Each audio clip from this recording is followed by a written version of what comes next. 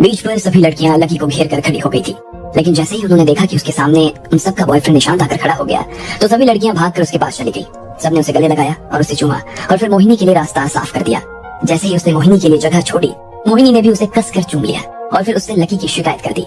निशांत को गुस्सा आ गया और वो लकी की दिशा में बढ़ने लगा, लेकिन जैसे ही उसने उसे पहचाना, उसने उसे कसकर गले लगा लिया।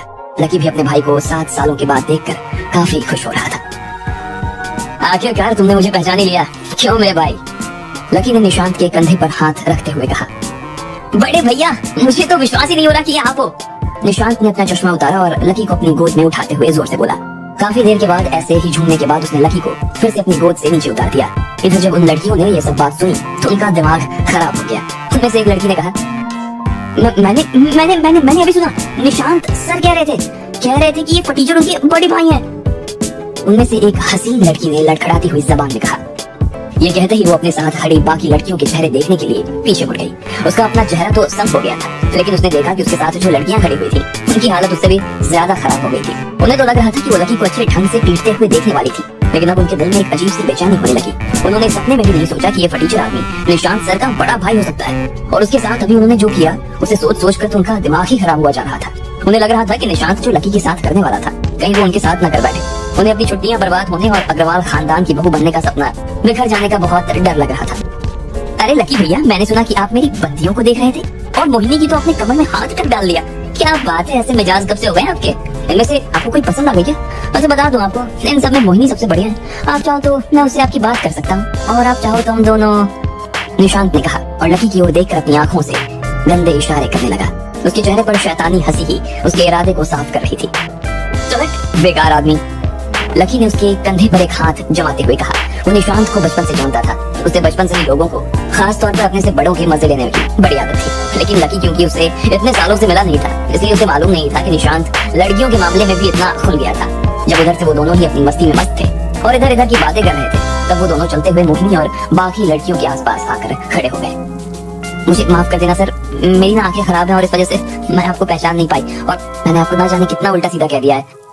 मोहिनी ने अपना सिर नीचे झुकाया और डरते डरते कहा, हाँ सर, मुझे भी माफ कर दीजिए। हाँ सर, मुझे भी माफ कर दीजिए सर, मुझसे भी गलती हो गई।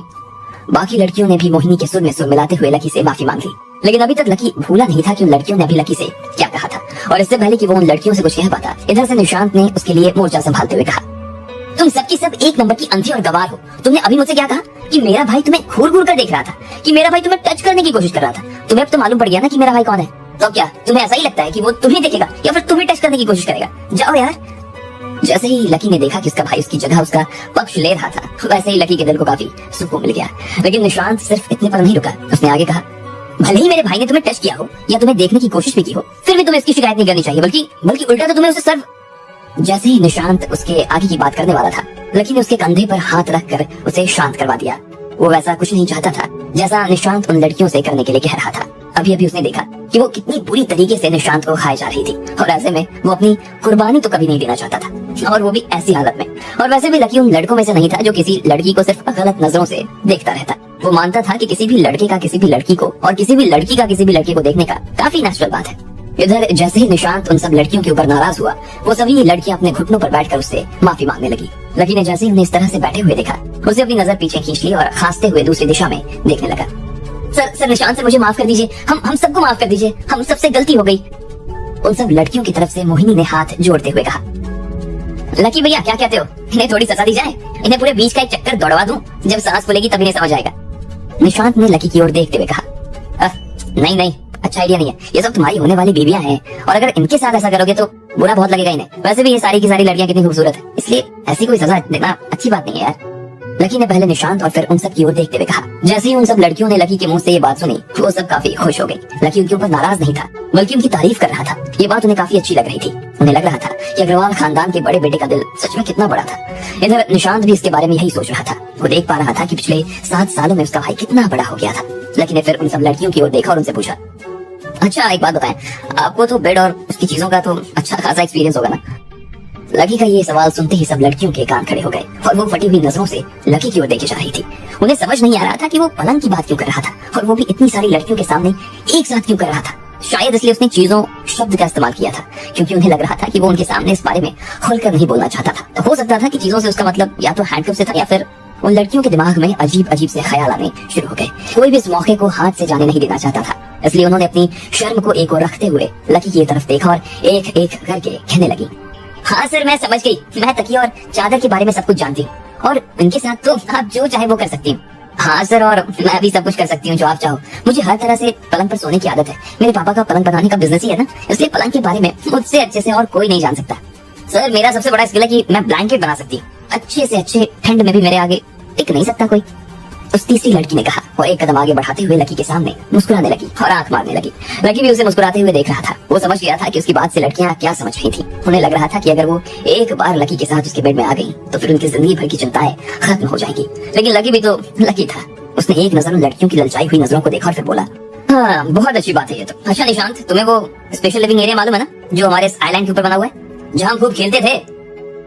लकी ने निशांत को याद दिलाते हुए कहा। निशांत ने भी एक सेकंड के लिए अपना दिमाग पर जोर लगाया और फिर हाँ में गर्दन हिला दी। लकी ने अपनी बात में आगे कहा, अच्छा तुम्हें याद है कि वहाँ पर हमारे आइलैंड पर काम करने वाले वर्कर और उनकी फैमिली रहती थी? कुल मिलाकर सब 1000 के आसपास के लोग थे।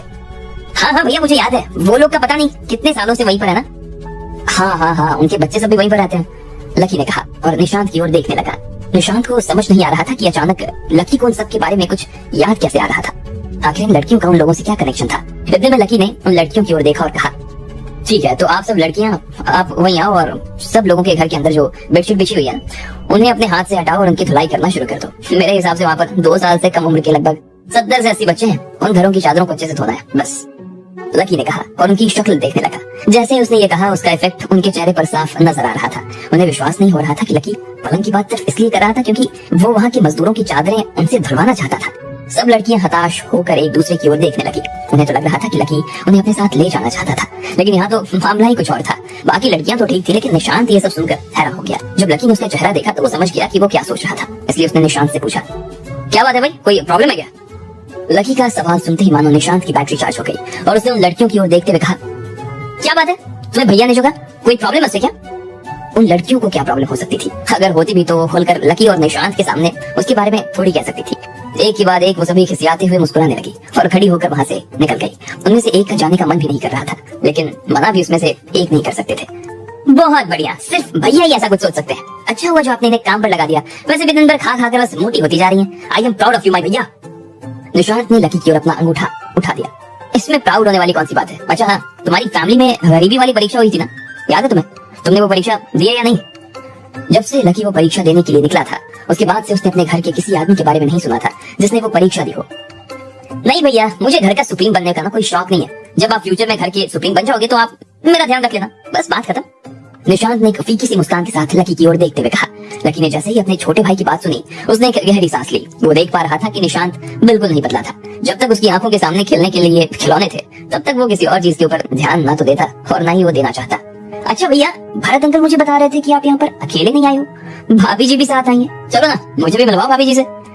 निशांत ने हंसते हुए कहा और फिर अपने दोनों हाथ मलने लगा।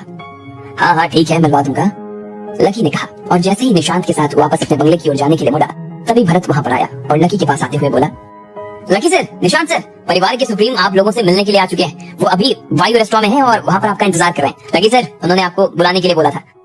दादाजी आ गए? लकी उसकी ये बात सुनकर खुशी से उछल पड़ा था। फिर उसने निशांत की ओर देखा और बोला, चल दादाजी से मिलकर आते हैं। नहीं भैया, आप जाओ, दादाजी आपसे मिलने के लिए आए। और वैसे भी मैं तो घर पर ही रहता हूँ ना, इसलिए मैं तो दादाजी से मिलता ही रहता हूँ, निशांत ने कहा। अच्छा चल ठीक है, मैं उनसे मिलता हूँ और तब तक तो अपनी भाभी से जा मिल ले, वो इस वक्त कमरा नंबर 304 में है, लकी ने कहा। और फिर बिना देर किए वो भरत के साथ वहाँ के लिए निकल गया। इधर एक बूढ़ा सा आदमी वायु रेस्टोरेंट के अंदर बैठा हुआ था। उनके बाल सफेद और दाढ़ी लंबी थी। हल्की हल्की हवा की वजह से उनके बाल और दाढ़ी हवा में लहरा रहे थे। उनके सामने पैंट और शर्ट पहने हुए आदमी खड़ा था। अच्छी हवा चलने के बाद भी उसके सिर पर पसीने आ रहे थे। तुम्हारे होते हुए ये सब कैसे हो सकता था? लकी के दादाजी शिवराज ने उस आदमी से पूछा। उस आदमी के पैर सवाल सुनते ही कांपने लगे और वो शिवराज के पैरों में गिर गया। सर मुझसे गलती हो गई सर, मुझे माफ कर दीजिए, उस आदमी ने कहा। आखिर कौन था वो आदमी और शिवराज उनके साथ क्या करने वाले थे? क्या होना था जब लकी अपने दादाजी से इतने सालों के बाद मिलता? आपको क्या लगता है, क्या होंगे इन सभी सवालों के जवाब? कमेंट बॉक्स में कमेंट करके हमें जरूर बताएं। और सभी सवालों के जवाब को जानने के लिए सुनते रहिए इंस्टा मिलेनिया सिर्फ पॉकेट एफएम पर। लकी ने निशांत की सारी गर्लफ्रेंड्स को आइलैंड पर काम करने वाले लोगों के घर पर चादर धोने के लिए भेज दिया था। जैसे ही लकी ने उन सभी को ये सजा सुनाई, सब लड़कियों का मुंह उतर गया, लेकिन निशांत को मजा आ रहा था। उसने सोचा भी नहीं था कि लकी उन लड़कियों से ऐसा कुछ करवा सकता था। फिर जब निशांत ने राधिका से मिलने की जिद की और दोनों ही राधिका से मिलने के लिए जाने लगे, तभी भरत ने लकी को आकर ये खबर दी कि उससे मिलने के लिए उसके दादाजी आ गए हैं। लकी उनसे मिलने के लिए निकल गया था। मुझे माफ कर दीजिए सर, इसमें गलती मेरी है, रुस्तम डांगी ने गिड़गिड़ाते हुए कहा। इधर रुस्तम डांगी शिवराज के पैरों में बैठा हुआ था। लकी के ऊपर स्कॉर्पियन ग्रुप ने जो हमला किया था, उस हमले के लिए रुस्तम डांगी शिवराज जी से माफी मांग रहा था। कोई लकी को छू भी ले, यह शिवराज को मंजूर नहीं था। क्या हुआ था, बताओ मुझे, शिवराज जी ने पूछा। लकी सर कॉलेज में थे, वहां पर स्कॉर्पियन ग्रुप वाले किसी लड़की के कहने पर आ गए। लकी सर की एक लड़की से किसी बात पर बहस हो गई, बस उसी का बदला वो लड़की लेना चाहती थी और इसलिए उन्हें बुला लिया और सब लोगों ने लकी सर पर हमला कर दिया। मैं सच बता रहा, मैं सर को नहीं बचा पाया, सर माफ कर दीजिए मुझे सर, रुस्तम डांगी ने हाथ जोड़ते हुए कहा। लेकिन शिवराज भी इस बात को अच्छे से जानते थे कि उनकी जो सेना थी वो रुस्तम के कहने से बाहर थी। रुस्तम का और उस सेना का कोई सीधा ताल्लुक नहीं था।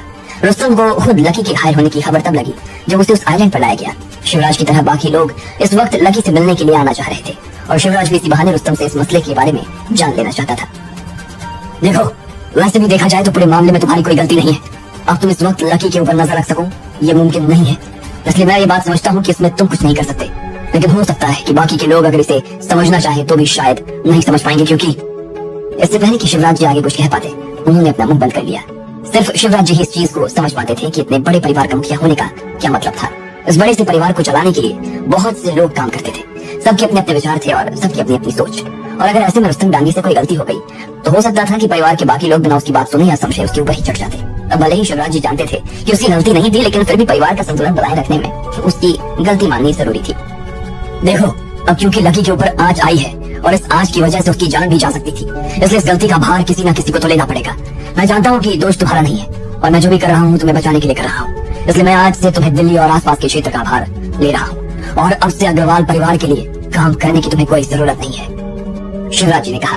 वो खुद रुस्तम डांगी से बात कहने से पहले 10 बार सोच चुके थे और उन्होंने अपने दिल पर पत्थर रखकर उससे ये बात कही। वो नहीं चाहते थे कि रुस्तम जैसे ईमानदार और वफादार आदमी को नौकरी पर से निकाले, लेकिन वो परिवार के मुखिया होने के बाद भी परिवार की बात से अलग नहीं जा सकते थे। जैसे ही रुस्तम डांगी ने शिवराज जी के मुंह से ये सजा सुनी तो उसके होश उड़ गए। उसे अपने कानों पर विश्वास नहीं हो रहा था। वो इस बात को मान नहीं पा रहा था कि उसे ऐसी गलती की सजा मिलने वाली थी जो उसने कभी की ही नहीं। उसने ये तो सोचा था कि उसे कोई ना कोई छोटी मोटी सजा मिलने वाली थी, लेकिन उसे इस कारण से नौकरी से निकाल दिया जाए, इस बात का उसे रत्ती भर भी भरोसा नहीं था। वो लगभग 20 सालों से अग्रवाल परिवार के लिए काम कर रहा था और उसने पूरी अपनी जवानी अग्रवाल परिवार को दे दी थी। सर मैं आपसे गुजारिश करता हूँ कि आप सजा में जो चाहे परिवर्तन कर दीजिए, लेकिन मुझे बस नौकरी से मत निकालिए सर। अगर मुझे इस परिवार से निकाल दिया गया तो मैं जीते जी मर जाऊंगा सर, प्लीज मुझे माफ कर दीजिए सर। रुस्तम डांगी पागल हो गया था। उसे समझ नहीं आ रहा था कि वो इस सजा से कैसे बरी होगा और वो बस शिवराज जी के पैर पकड़ कर गिड़गिड़ाया जा रहा था। मुझे माफ कर दो रुस्तम, लेकिन मैं खुद भी इस मामले में भी कुछ नहीं कर सकता हूँ, शिवराज जी ने अपना सिर नीचे झुकाते हुए कहा। सर प्लीज सर, मैं हाथ जोड़ता हूँ आपके आगे, रुस्तम डांगी ने कहा और सीधा शिवराज जी के पैरों में अपना सिर टिका दिया। ठीक इसी वक्त शिवराज के पीछे जो आदमी खड़ा था वो आगे आया और उसने रुस्तम को कंधों से उठाकर उसे शिवराज के पैरों से अलग कर दिया। रुस्तम जब नहीं माना तो उसने उन्हें धक्का भी दे दिया। रुस्तम जोर से चिल्लाया और उसका सिर दीवार से जा लगा। वो आदमी फिर से शिवराज के पीछे ऐसे आकर खड़ा हो गया जैसे वो कभी हिला ही नहीं था। रुस्तम डांगी को छोटे लगने की वजह से अपना शरीर में दर्द होने लगा था, लेकिन इसी वक्त उसके शरीर का दर्द उसके दिल के दर्द से ज्यादा बड़ा था। वो जानता था कि वो इस वक्त दर्द को सहने के अलावा और कुछ नहीं कर सकता था। फिर उसने शिवराज जी की ओर डबडबाई हुई आंखों से देखा और उनके सामने हाथ जोड़कर वहां से निकलने लगा। ठीक इसी वक्त जब रुस्तम डांगी बोलने को था तभी उधर से लकी वहां पहुंचा। उसके हाथ में उसकी छड़ी थी और वो धीरे धीरे उसके सहारे चलता हुआ आ रहा था। जब उसकी नजर रुस्तम से मिली तो वो चौंक गया और बोला, अरे रुस्तम जी आप। फिर जब लकी ने देखा कि उसके दादाजी के चेहरे पर उदासी के भाव थे और वो बेबस से नजर आ रहे थे, तब लकी इन दोनों के बीच का माजरा समझ गया था। वो जान गया था कि उसके दादाजी ने रुस्तम को यहाँ पर इसलिए बुलाया था ताकि लकी के साथ जो कुछ हुआ उसकी सजा वो रुस्तम को दे सके। लकी अपनी छड़ी के सहारे अपने दादाजी के पास गया और वहां जाकर खड़ा हो गया। मेरे बेटे लकी। जैसे ही शिवराज जी ने इतने सालों बाद अपने पोते को देखा तो उनका दिल भर आया। भले ही उन्हें चलने में तकलीफ हो रही थी, लेकिन फिर भी लकी को गले लगाने के लिए वो अपनी कुर्सी पर से खड़े हो गए। उन्हें इस बात की काफी खुशी हो रही थी कि इतना घातक हमला होने के बाद भी लकी अपने दोनों पैरों पर सही सलामत खड़ा था। लकी के दिल में भी वैसे ही भाव उमड़ पड़े थे जैसे उसके दादाजी के दिल में इस वक्त उमड़ रहे थे। इतने साल बाद अपने दादाजी को देखकर वो काफी खुश हो गया था और उसकी आंखों में बस आंसू ही फूटने वाले थे। लेकिन जैसे ही शिवराज जी लकी को गले लगाने के लिए उसके पास आए, इतने में लकी ने उन्हें हाथ से रोकने का इशारा किया और फिर एक झलक रुस्तम की ओर देखकर बोला, दादाजी मुझे गले लगाने से पहले आपने रुस्तम डांगी जी को जो भी सजा दी है ना उसे वापस लीजिए, लकी ने कहा और खुद भी रुस्तम डांगी की तरह अपने दादाजी के घुटनों में बैठ गया। ओह, अचानक शिवराज जी के मुंह से निकला। उन्होंने सोचा नहीं था कि इन दोनों के बीच सबसे पहली बात इस बारे में होगी। जैसे ही लकी ने उनसे ये कहा, उनके ऊपर लकी का बहुत ही अच्छा प्रभाव पड़ा। वो उससे इतना खुश हुए कि हंसते हुए पहले उसे और फिर अपने सहायक को देखने लगे। उनकी आंखें देखकर ऐसा लग रहा था जैसे वो सबको ये बात बता देना चाहते थे कि आज उनका पोता कितना बड़ा हो गया था। उन्होंने फिर से लकी को देखा और फिर उसके कंधों को पकड़ते हुए पूछा, बेटा तुम पूछोगे नहीं कि मैंने उसे क्या सजा दी है?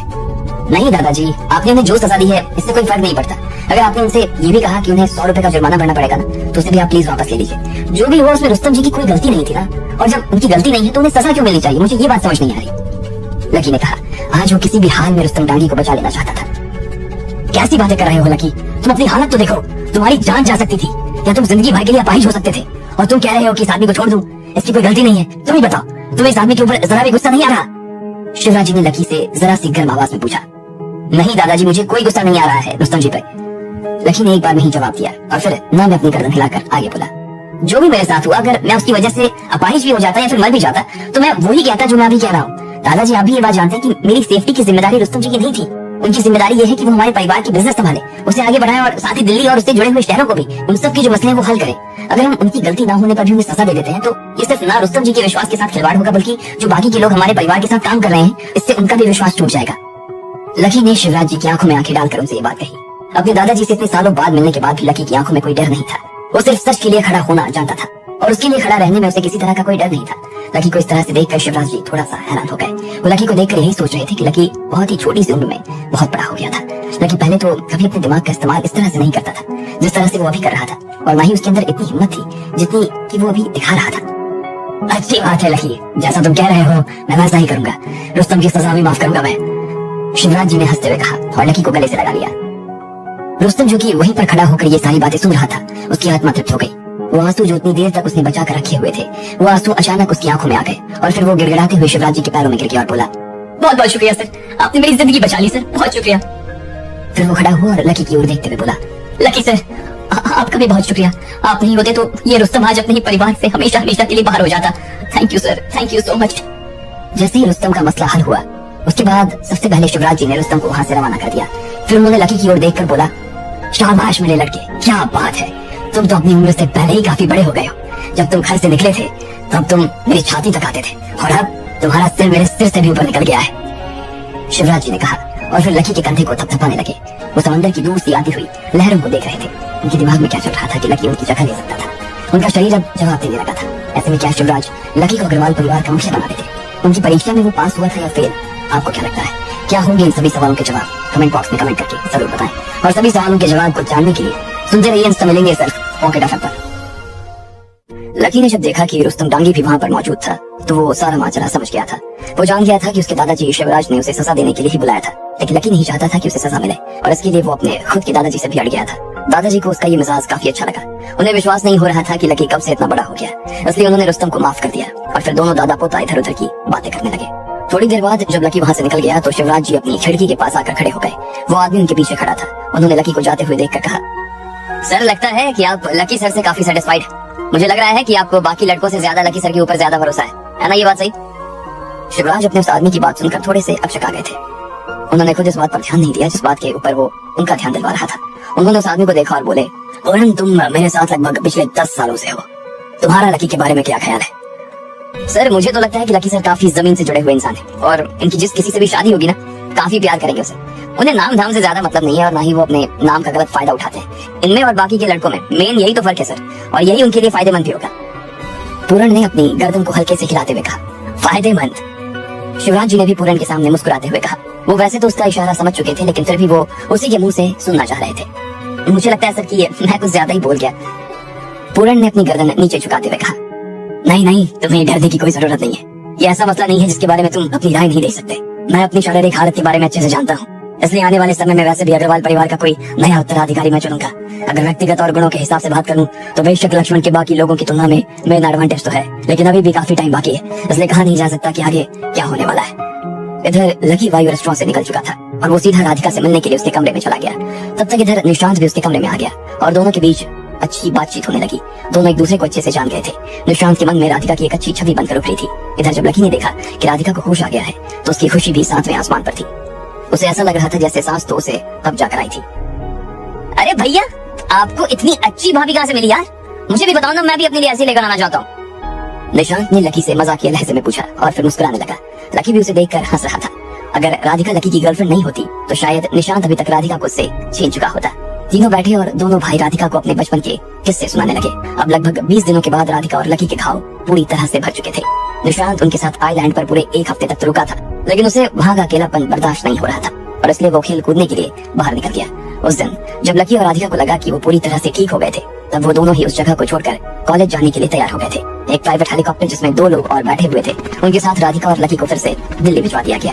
ये जो महीना हमारा बीता लकी, ऐसा लग रहा है जैसे कोई सपना खत्म हुआ। मुझे लगा नहीं कि तुम्हारा परिवार इतना बड़ा परिवार होगा। राधिका ने खिड़की के बाहर से ही बादलों को देखते हुए कहा, अरे मैंने तुमसे पहले कहा था ना राधिका, पर तुम मेरी बात तो मान ही नहीं रही थी। अब लो। लकी ने मुस्कुराते हुए कहा। लगभग 1 महीने की खातिरदारी के बाद राधिका के गाल लाल हो गए थे और उसका चेहरा देखकर ऐसा लग रहा था जैसे वो मोटी हो गई थी। उसने अभी भी अपनी वही नीली ड्रेस पहनी हुई थी और उसमें वो काफी सुंदर लग रही थी। शाम को 6 बजे के आसपास वो लोग दिल्ली पहुंच चुके थे। लकी ने राधिका को नीचे उतारा और दोनों वहां से ऑटो पकड़कर कॉलेज के लिए निकल गए। जैसे ही लकी ऑटो में बैठा, तभी काशीनाथ जी का फोन आया। लकी बाबा, मैंने सुना कि आप आइलैंड से निकल गए, दिल्ली पहुंच गए क्या आप? जी काशीनाथ जी, बस अभी पहुंचे। इधर से लकी ने जवाब दिया। अच्छा लकी बाबा, तो बात ऐसी है कि हमारे फॉरेन ट्रेड के जो दिल्ली रीजन के मैनेजर है ना, प्रतीक कालरा, वो आपको आज शाम को होटल सिल्वर सिटी में डिनर के लिए बुलाना चाह रहे हैं। आखिरी बार जब रुस्तम जी ने आपको बुलाया था, तब प्रतीक जी विदेश गए हुए थे और वो कल ही लौटे। तो मैं आपसे पूछना चाहता हूँ कि आप जा पाएंगे? लकी उनके इस सवाल को सुनकर 1 सेकंड के लिए सोच में पड़ गया और फिर बोला, ठीक है काशीनाथ जी, इस बार के लिए कर लेते हैं, लेकिन अगली बार से प्लीज इन सब चीजों से मुझे दूर रखिएगा। अगर भविष्य में वो अपने परिवार की टीम को संभालता है या उन्हें लीड करता है, तब तो उसे इस तरह की दावतें काम आने वाली थी, लेकिन इस वक्त उसे लग रहा था कि इन सब चीजों की कोई जरूरत नहीं थी। वो ऐसी चीज के ऊपर अपना वक्त बर्बाद नहीं करना चाहता था। ठीक है लकी सर, तो मैं उन्हें इन्फॉर्म कर देता हूँ और फिर आपको थोड़ी देर में उसका नंबर भी भिजवाता हूँ। फोन रखने के बाद लकी ने भी अपना फोन जेब में डाल दिया और राधिका का हाथ पकड़ते हुए ऑटो वाले से बोला कि वो ऑटो को होटल की तरफ घुमा दे। थोड़ी ही देर बाद वो लोग होटल पहुंचे और लकी और राधिका उसे पैसे देकर होटल सिल्वर सिटी के अंदर चले गए। लकी और राधिका जब अंदर जा रहे थे, तब उन्होंने देखा कि वहाँ पर काफी अच्छी और महंगी कार्स खड़ी थी। जिन लोगों ने अच्छे कपड़े पहने हुए थे और जो लोग महंगी गाड़ियों से आ रहे थे, उन लोगों के लिए गार्ड बड़े प्यार से दरवाजा खोल रहा था। जब लकी भी उस तरफ जा रहा था, तो उसने अपने आसपास के लोगों से सुना कि उन सबको प्रतीक कालरा ने बुलवाया था। लकी का थोड़ा सा दिमाग खराब हो गया। उसने सोचा कि खाने के लिए सिर्फ वो और प्रतीक ही होंगे। उसे इतनी भीड़ की उम्मीद नहीं थी और ना ही वो इतनी भीड़ के साथ बैठकर खाना खाना चाहता था। इसलिए लकी थोड़ा सा कोने में आ गया और उसने प्रतीक को फोन लगाकर उससे मिलने के लिए तुरंत नीचे बुलाया। लकी को फोन रखे अभी कुछ ही देर हुई थी कि एक अधेड़ उम्र का आदमी जिसने सूट बूट पहने हुए थे, वो होटल के दरवाजे के बाहर आ गया। जब उसने इधर उधर लकी को ढूंढा और फिर देखा कि लकी कोने में राधिका के साथ खड़ा था, तो वो उसके पास मुस्कुराते हुए जाने लगा। उसने लकी की तस्वीर पहले भी देख रखी थी। अरे लक्ष्मण सर, आप आ गए, आइए ना अंदर आइए। मैंने आपके लिए पहले से ही सारा इंतजाम करवा के रखा है और इसके अलावा मैंने यहाँ पर दिल्ली से कुछ मशहूर बिजनेसमैन को भी बुलवा रखा है। वो सभी आपका स्वागत करने के लिए बेताब खड़े हैं। प्रतीक ने एक शर्मीली सी मुस्कान के साथ कहा और लकी को देखने लगा। ना सिर्फ वो लकी को देखकर मुस्कुरा रहा था, बल्कि वो राधिका को भी देखकर मुस्कुरा रहा था, जिसकी वजह से राधिका के रोंगटे खड़े हो गए। वो इससे पहले कभी अग्रवाल परिवार के किसी सदस्य के साथ सीधे संपर्क में नहीं आया था, इसलिए जब लकी उसके बुलवावे पर आने के लिए तैयार हो गया तो उसे काफी खुशी हो रही थी। उसे ऐसा लग रहा था क्योंकि लकी खुद भी इतने अमीर परिवार से आता है और उसे अपने स्वागत में जब इतने सारे लोग खड़े हुए मिलेंगे तो उसे अच्छा लगेगा। लेकिन प्रतीक को इस बात का डर भी लग रहा था कि कहीं लकी को ऐसा न लगे कि वो जो उसके लिए कर रहा था वो काफी कम था। इसलिए प्रतीक थोड़ा घबराया हुआ भी था। ठीक इसी वक्त एक आदमी ने प्रतीक को देखा और वो दौड़कर उसके पास आ गया और बोला, अरे सर, क्या बात है, आपके दर्शन हो गए। सर, आपने मुझे पार्टी में बुलवाया, इसके लिए मुझे बहुत खुशी हो रही है। वैसे आप यहाँ नीचे क्यों खड़े हैं और ये आदमी कौन है? उस आदमी ने लकी की ओर देखते हुए कहा। उसके कपड़े देखकर वो ये नहीं समझ पा रहा था कि आखिर प्रतीक जैसा आदमी उसके पास क्यों खड़ा था। ये वो, प्रतीक ने अपना गला साफ करते हुए कहा और इससे पहले कि वो आगे कुछ कह पाता, लकी ने उसे बीच में ही रोक दिया और अपना हाथ उसकी ओर बढ़ाते हुए बोला, हेलो, मेरा नाम सुभाष है। लकी ने कहा और उस आदमी से हाथ मिलाने लगा। वो नहीं चाहता था कि इतने सारे लोगों को उसके असली नाम के बारे में पता चल जाए। लकी को लगता था कि अगर ऐसा कुछ हो गया तो फिर गड़बड़ हो जाएगी। सुभाष! उस आदमी ने भी लकी से हाथ मिलाया, लेकिन उसे ऐसा कोई आदमी याद नहीं आ रहा था जिसका नाम सुभाष हो और जिससे वो पहले भी मिल चुका हो। वैसे आप करते क्या हैं सुभाष जी? उस आदमी ने पूछा। अरे अब तुम क्या सारे सवाल यहीं खड़े खड़े कर लोगे? सारे मेहमान अंदर है, जल्दी जाओ, पार्टी शुरू होने वाली। प्रतीक ने कहा। वो लकी के मन को अच्छे से भाप गया था। वो समझ गया था कि लकी जानबूझकर इन लोगों के सामने अपना नाम नहीं बताना चाहता था और इसलिए उसने भी लकी की तुरंत मदद कर दी। उस आदमी को भी लगा कि शायद वो कुछ ज्यादा ही पूछ रहा था, इसलिए उसने प्रतीक से माफी मांगी और फिर वहां से निकल गया। सर, आपको ऐसा लग रहा है क्या कि मैंने इस बार कुछ ज्यादा ही लोगों को बुलवा लिया है? प्रतीक ने पूछा। तुम्हें खुद क्या लगता है? लकी ने उससे पूछा और फिर उसे मुस्कुराते हुए देखने लगा। सर, मैंने तो मना किया था, लेकिन ये मेरे नीचे वाले लोग मानते ही नहीं। बोले ऐसे थोड़ी हो सकता है कि लक्ष्मण सर आ रहे हैं तो बड़ी पार्टी होनी चाहिए। सर, सच बताऊं तो मुझे भी नहीं मालूम था कि आपको लोगों की नजरों में आना नहीं अच्छा लगता, वरना मैं इस बात का पहले से ही ध्यान रख लेता। मैं काम करता हूँ, मैं अभी के अभी इन सब लोगों को जाने के लिए कह देता हूँ। प्रतीक ने कहा। उसने 1 सेकंड के अंदर ही उन सब लोगों को वहाँ से बाहर भेजने का मन बना लिया था और जैसे ही ये बोलने के लिए वो अंदर जाने लगा, लकी ने उसे पीछे से आवाज देते हुए रोका और कहा, वापस आ जाओ, अब जो हो गया सो हो गया, कोई बात नहीं, लेकिन प्लीज आप आगे से ऐसा कुछ मत करना, लकी ने कहा और प्रतीक को रोक लिया। अब क्योंकि पार्टी शुरू हो चुकी थी इसलिए लकी भी उन सब लोगों को ऐसे निराश नहीं करना चाहता था। ठीक है सर, मैं ध्यान रखूंगा, आगे से पक्का ध्यान रखूंगा, आप आइए, अंदर आइए, प्रतीक ने कहा और लकी और राधिका को अपने साथ होटल के अंदर ले जाने लगा। प्रतीक ने लकी की खिदमत में छोटा सा बैंक्वेट हॉल बुक किया हुआ था। हालांकि वो इतना भी छोटा नहीं था, लेकिन लकी के नाम की वजह से इस वक्त वो पूरा हॉल पूरी तरह से भरा हुआ था।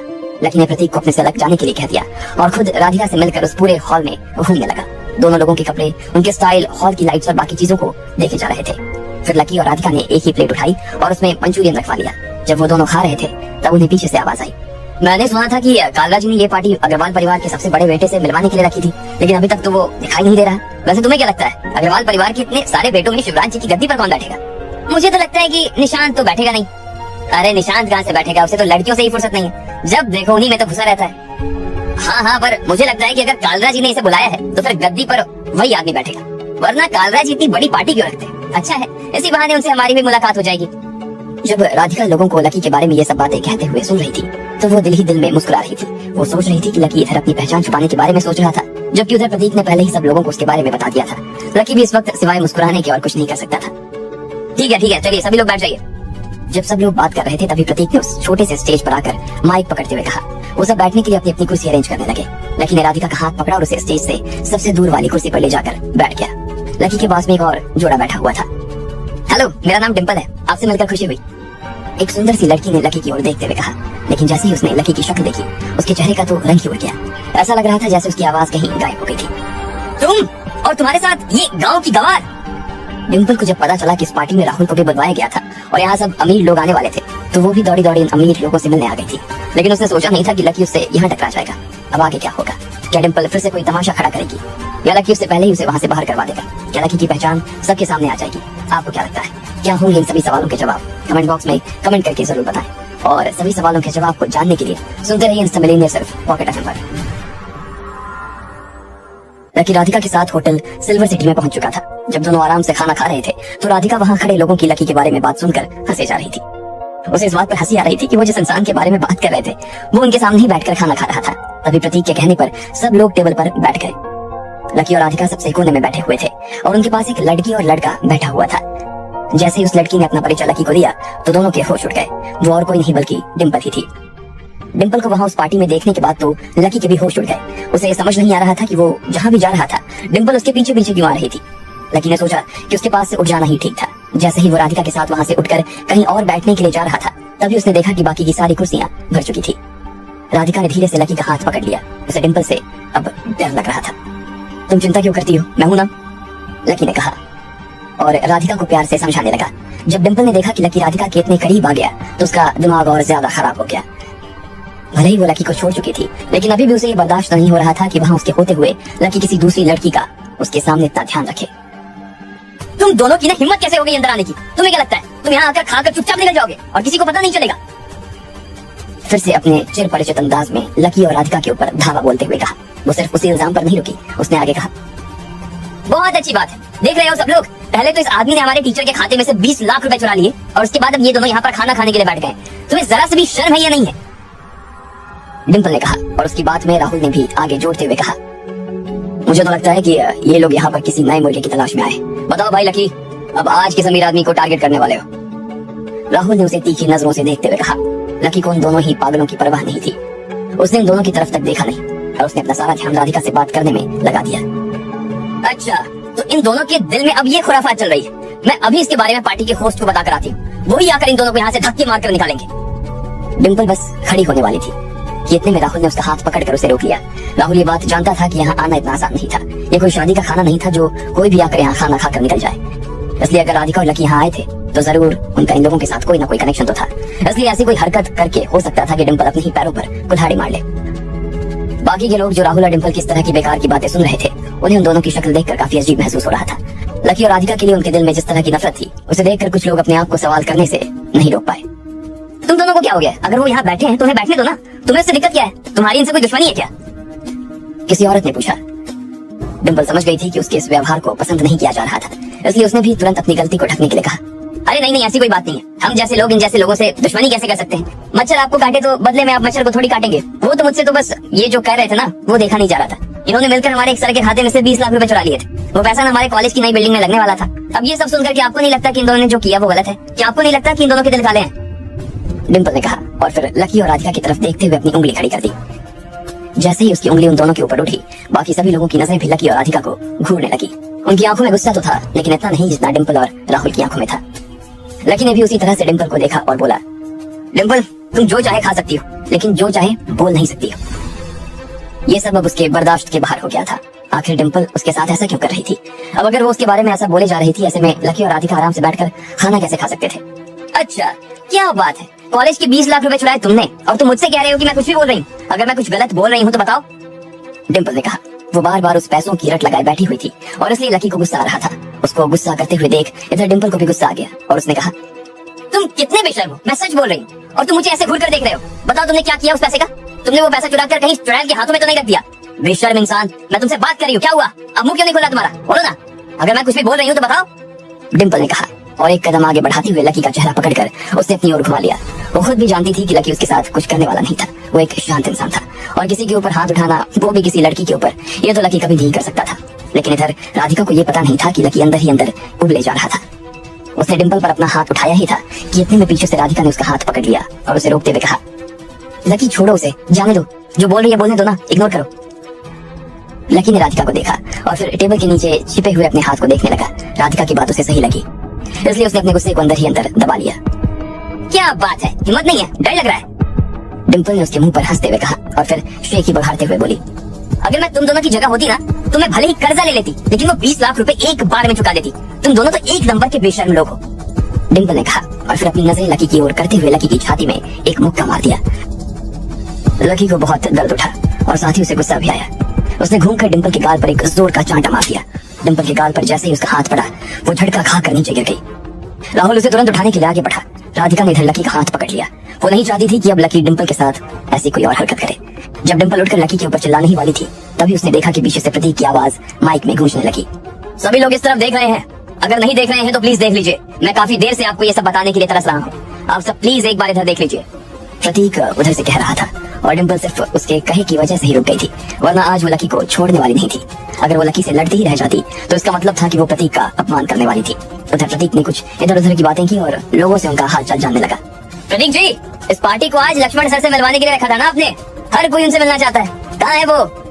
जब एक आदमी ने सुना कि प्रतीक सिर्फ इधर उधर की बातें करके वहाँ से निकलने वाला था, तो उसने जानबूझकर उससे सवाल कर लिया। अगर वो आज पार्टी में आए थे और उनकी मुलाकात लक्ष्मण से ना होती तो फिर उनके आने का क्या फायदा था? हाँ सही कह रहे हैं ये। हाँ, हमें भी लक्ष्मण सर से मिलना है। अग्रवाल परिवार के सबसे बड़े बेटे हमारे बीच में हो और हमारी उनसे मुलाकात ना हो, ऐसा कैसे हो सकता है प्रतीक जी? प्रतीक स्टेज पर खड़ा था और उसकी नजर लकी की तरफ घूमी हुई थी। वो खुद नहीं चाहता था कि लकी की पहचान सबके सामने आए। और फिर जब लकी ने भी उससे अपनी आंखों में ये समझाया तो वो थोड़ा सा मुस्कुराया और सभी की ओर देखते हुए बोला, देखिए मैं जानता हूँ आप सब लोग अग्रवाल परिवार के सबसे बड़े बेटे से मिलने के लिए बेताब हैं। मैं ये भी जानता हूँ कि आपकी बेताबी कितनी वाजिब है, लेकिन मैं आपको ये बता देना चाहता हूँ कि अग्रवाल खानदान का हर शख्स देश सेवा में, मानव सेवा में हरदम व्यस्त रहता है। लक्ष्मण सर भी अपने कीमती वक्त में से थोड़ा सा वक्त हमें देने के लिए यहाँ आए थे। जब उन्होंने देखा कि यहाँ पर इतने सारे लोगों की भीड़ जमा है तो ये देखकर उन्हें काफी खुशी हुई। लेकिन माफ करना दोस्तों, लक्ष्मण सर के पास पानी भी पीने की फुर्सत नहीं है और इसलिए वो आप सब लोगों को देख लेने के 10 मिनट बाद यहाँ से चले गए थे। प्रतीक ने मुस्कुराते हुए कहा। जब सब लोगों ने प्रतीक की बात सुनी तो उस जगह पर हताशा का सुर गूंज गया, लेकिन उसी सुर के बीच एक तेज और तीखी आवाज आई, फटीचर आदमी। डिंपल ने अपने आप को राहुल से अलग कर लिया था। वो लकी को गालियां दे रही थी और उसे अंदर ही अंदर काफी बुरा महसूस हो रहा था। लेकिन अगर उसे पता चल जाता है कि किसके ऊपर इतना वो भड़क रही थी तो शायद वो अभी लकी के पैरों में गिरकर उसके जूते अपनी जुबान से साफ कर रही होती। देखिए मुझे मालूम है कि आप लक्ष्मण सर से मिलना चाहते थे, लेकिन आपको भी अब ये मालूम है कि वो सबसे मिलकर चले गए। बेशक हम सबका मूड खराब हुआ और ये बात मैं उन तक पहुंचा भी दूंगा, लेकिन अभी अपने मूड को ठीक करने के लिए चलो एक खेल खेलते हैं। देखते हैं हमारा कौन सा साथी आज यहाँ से जीत कर घर जाता है। प्रतीक ने सबकी उदासी को दूर करने के मकसद से कहा और फिर सबको खेल समझाने लगा। वो सब लोग अपनी अपनी कुर्सी पर बैठे हुए थे और हर कुर्सी के पीछे एक नंबर लगा हुआ था। स्क्रीन के ऊपर जिस किसी की भी कुर्सी का नंबर आने वाला था वो इस खेल में जीत जाने वाला था। जिस तरह की प्रतीक की हस्ती थी उसके हिसाब से तो इनाम भी कोई छोटा मोटा नहीं होने वाला था। सबसे छोटा इनाम ही 50,000 रुपए का एक फोन था। फिर उसके बाद था 1 लाख रुपए का डायमंड का नेकलेस और उसके बाद जो असली इनाम था वो था प्लैटिनम का नेकलेस, जिसकी कीमत 8 लाख रुपए के आसपास थी। प्रतीक ने एक मॉडल को स्टेज पर बुलाया और उसने आकर सबको वो नेकलेस दिखाया। वो नेकलेस काफी सुंदर और चमकदार था। उसे देखकर वहां बैठे सब लोगों की, खास करके महिलाओं की तो आंखें चमक आई। भले ही डिम्पल इस बात को जानती थी कि उसके जीतने के चांस बहुत कम थे, लेकिन फिर भी उसने मन ही मन ऐसा लग रहा था कि वो इनमें से कुछ तो जीत ही सकती थी। खेल के लगभग 15 मिनट हो चुके थे और उस नेकलेस के अलावा बाकी सारे इनाम बांटे जा चुके थे। डिम्पल को भी वो डायमंड वाला नेकलेस मिल गया। हालांकि उसका प्लैटिनम से तो कोई मुकाबला नहीं था, लेकिन फिर भी डिम्पल के जो हाथ लगा वो उसी में खुश थी। उसे इसमें कोई दिक्कत नहीं थी। उसे इस बात से और ज्यादा खुशी हो रही थी कि लकी और राधिका, जो कि अभी भी उसके पास बैठे हुए थे, उनके पास तो कोई भी इनाम ही नहीं था। उसने उस नेकलेस को अपने गले के ऊपर रखा और बोली, वैसे ये है बहुत सुंदर, किसी को इससे जलने की जरूरत नहीं है। राधिका ने उसकी इस बात को सुनने के बाद लकी की ओर देखा और लकी मुस्कुराने लगा और बोला, कोई बात नहीं है, अगर आंटी इनाम लेकर खुश हो रही है तो होने दो। डिम्पल को लकी की बात चुप गई और उसने फिर से उस नेकलेस को देखा। उसे लग रहा था कि वो सच में किसी बूढ़ी औरत के ही काम का था, इसलिए उसने उसे हटाकर एक तरफ रख दिया। इस वक्त वो सब लोग आखिरी इनाम के खुलने का इंतजार कर रहे थे। सबकी नजर स्क्रीन के ऊपर ही गड़ी हुई थी। सब लोग तेजी से चलते हुए नंबरों की ओर देखे जा रहे थे और अपना दिल थाम कर बैठे हुए थे। किसी ने अपनी दोनों उंगलियां आपस में बांध ली थी तो किसी ने अपने पति के हाथ को कसकर पकड़ा हुआ था। लकी और राधिका की नजरें भी उस स्क्रीन पर गड़ी हुई थी। डिम्पल और राहुल भी उसे देखे जा रहे थे। डिम्पल और राहुल बेसब्री से उस स्क्रीन की ओर देखे जा रहे थे। अब आगे क्या होने वाला था? क्या डिम्पल को वो 8 लाख रुपए का महंगा नेकलेस मिलने वाला था, या उसके ऊपर राधिका का नाम लिखा हुआ था, या फिर इन सब के अलग वो किसी और के ही नसीब में जाने वाला था? आपको क्या लगता है, क्या होंगे इन सभी सवालों के जवाब? कमेंट बॉक्स में कमेंट करके जरूर बताएं और सभी सवालों के जवाब को जानने के लिए सुनते रहिए इंस्टा मिलेंगे सिर्फ पॉकेट एफएम पर।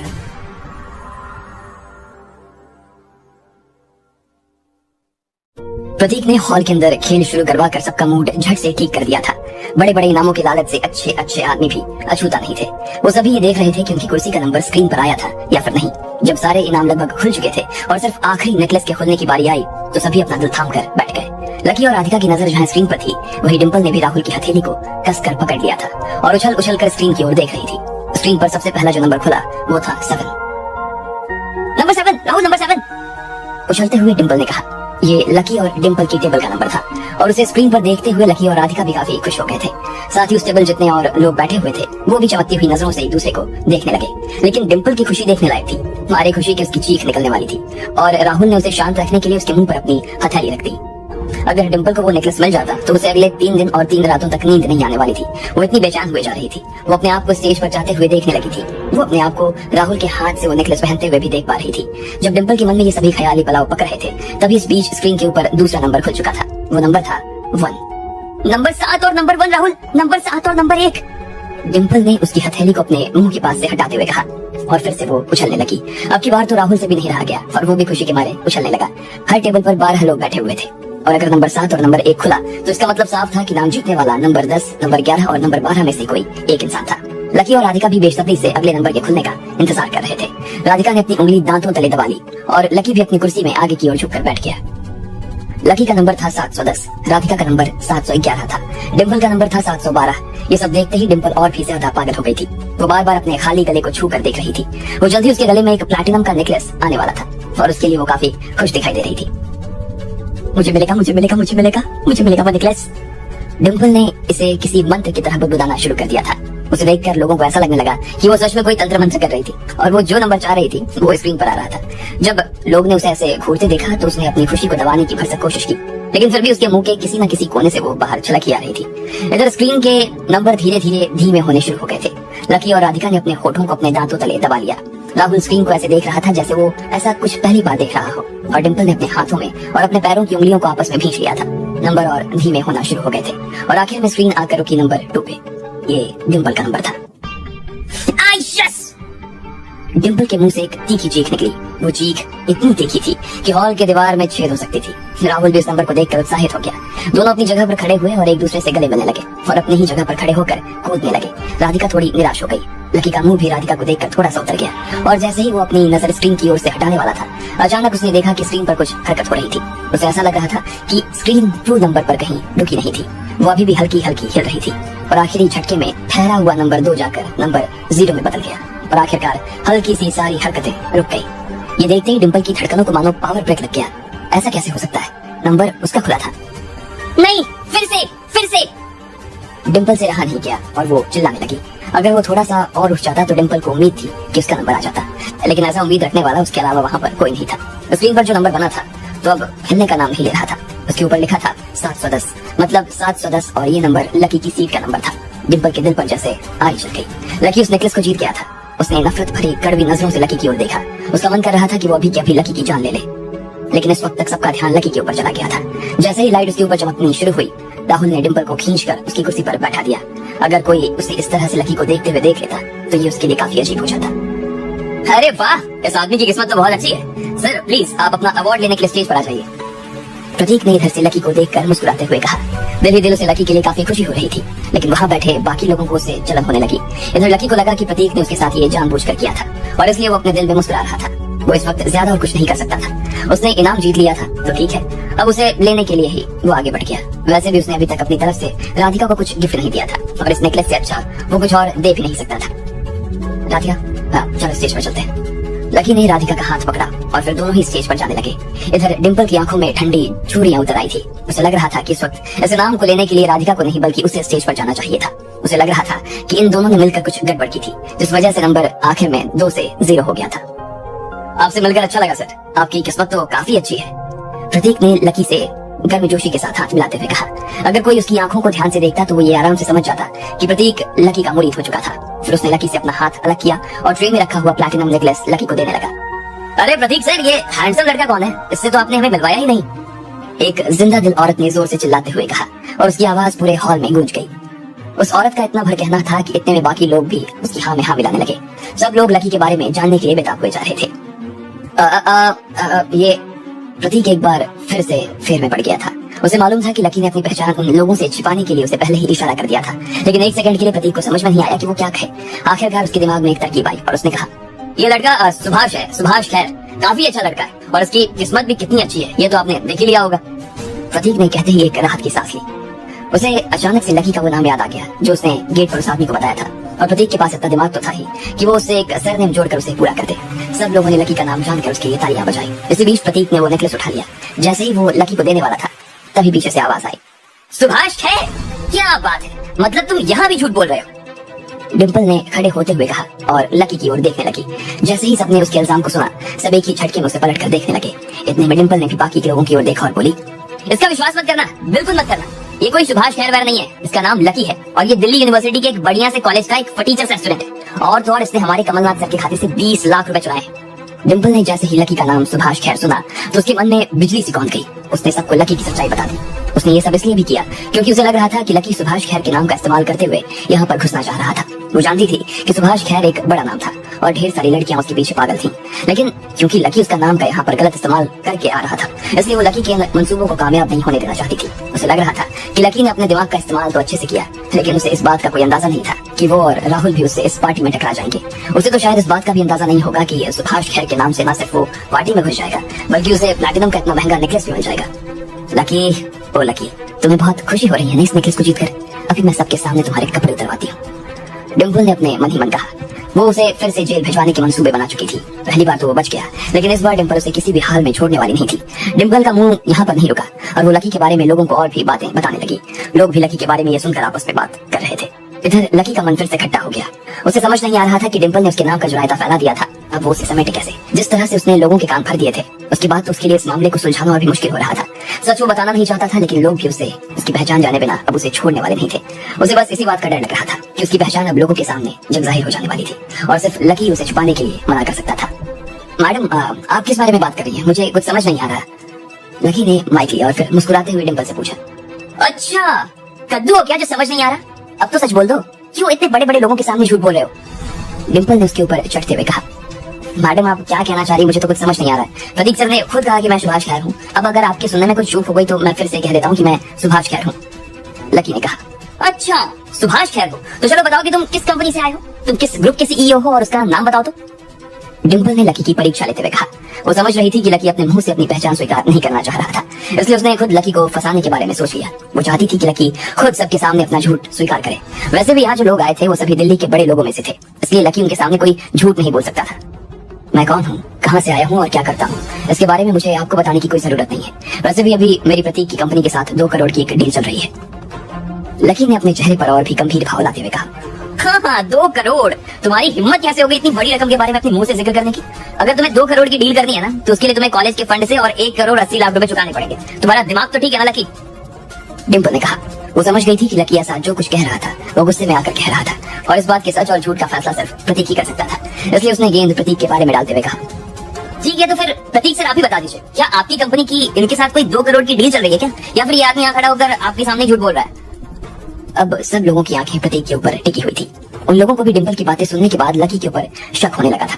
प्रतीक को देखकर लग रहा था कि सब लोग उसे घूर कर देखे जा रहे थे। अब उसके पास इस बात का जवाब दिए बिना और कुछ चारा नहीं था। उसने लकी के हाथ से माइक लिया और एक गहरी सांस लेते हुए कहा, हाँ सुभाष जी सही कह रहे हैं, इनकी और हमारी कंपनी के बीच 2 करोड़ की डील चल रही है और आने वाले 2 सालों में हम साथ में लगभग 15 करोड़ का बिजनेस करने वाले हैं, प्रतीक ने कहा। और बाकी के लोगों के चेहरे देखने लगा। सबकी आंखें इधर उधर घूम रही थी। कोई लकी को देख रहा था तो कोई डिंपल को तो कोई प्रतीक को, लेकिन डिंपल सिर्फ लकी को देख रही थी।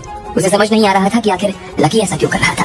क्या डिंपल लकी का पर्दाफाश करके ही दम लेगी या फिर लकी अपनी पहचान को बचा ले जाएगा? आपको क्या लगता है, क्या होंगे इन सभी सवालों के जवाब? कमेंट बॉक्स में कमेंट करके जरूर बताएं। और सभी सवालों के जवाब को जानने के लिए सुनते रहिए समेली म्यूजिक पॉकेट एफएम पर। जब लकी को इनाम मिला तो उसे प्रतीक द्वारा स्टेज पर बुलाया गया। सब लोग लकी को देख तो रहे थे लेकिन वो उसे पहली बार देख रहे थे, इसलिए सब उसका परिचय लेना चाह रहे थे। जैसे ही लकी ने अपना परिचय सुभाष नाम से दिया तो ये सुनकर डिंपल का पारा चढ़ गया और उसने लकी को सच्ची लेकिन आधी पहचान लोगों के सामने रख दी। इसके बाद लकी को लगा कि अब उसे सिर्फ प्रतीक ही बचा सकता था, तो उसने गेंद प्रतीक के पाले में डाल दी और आखिरकार प्रतीक ने डिंपल को झूठा साबित कर दिया।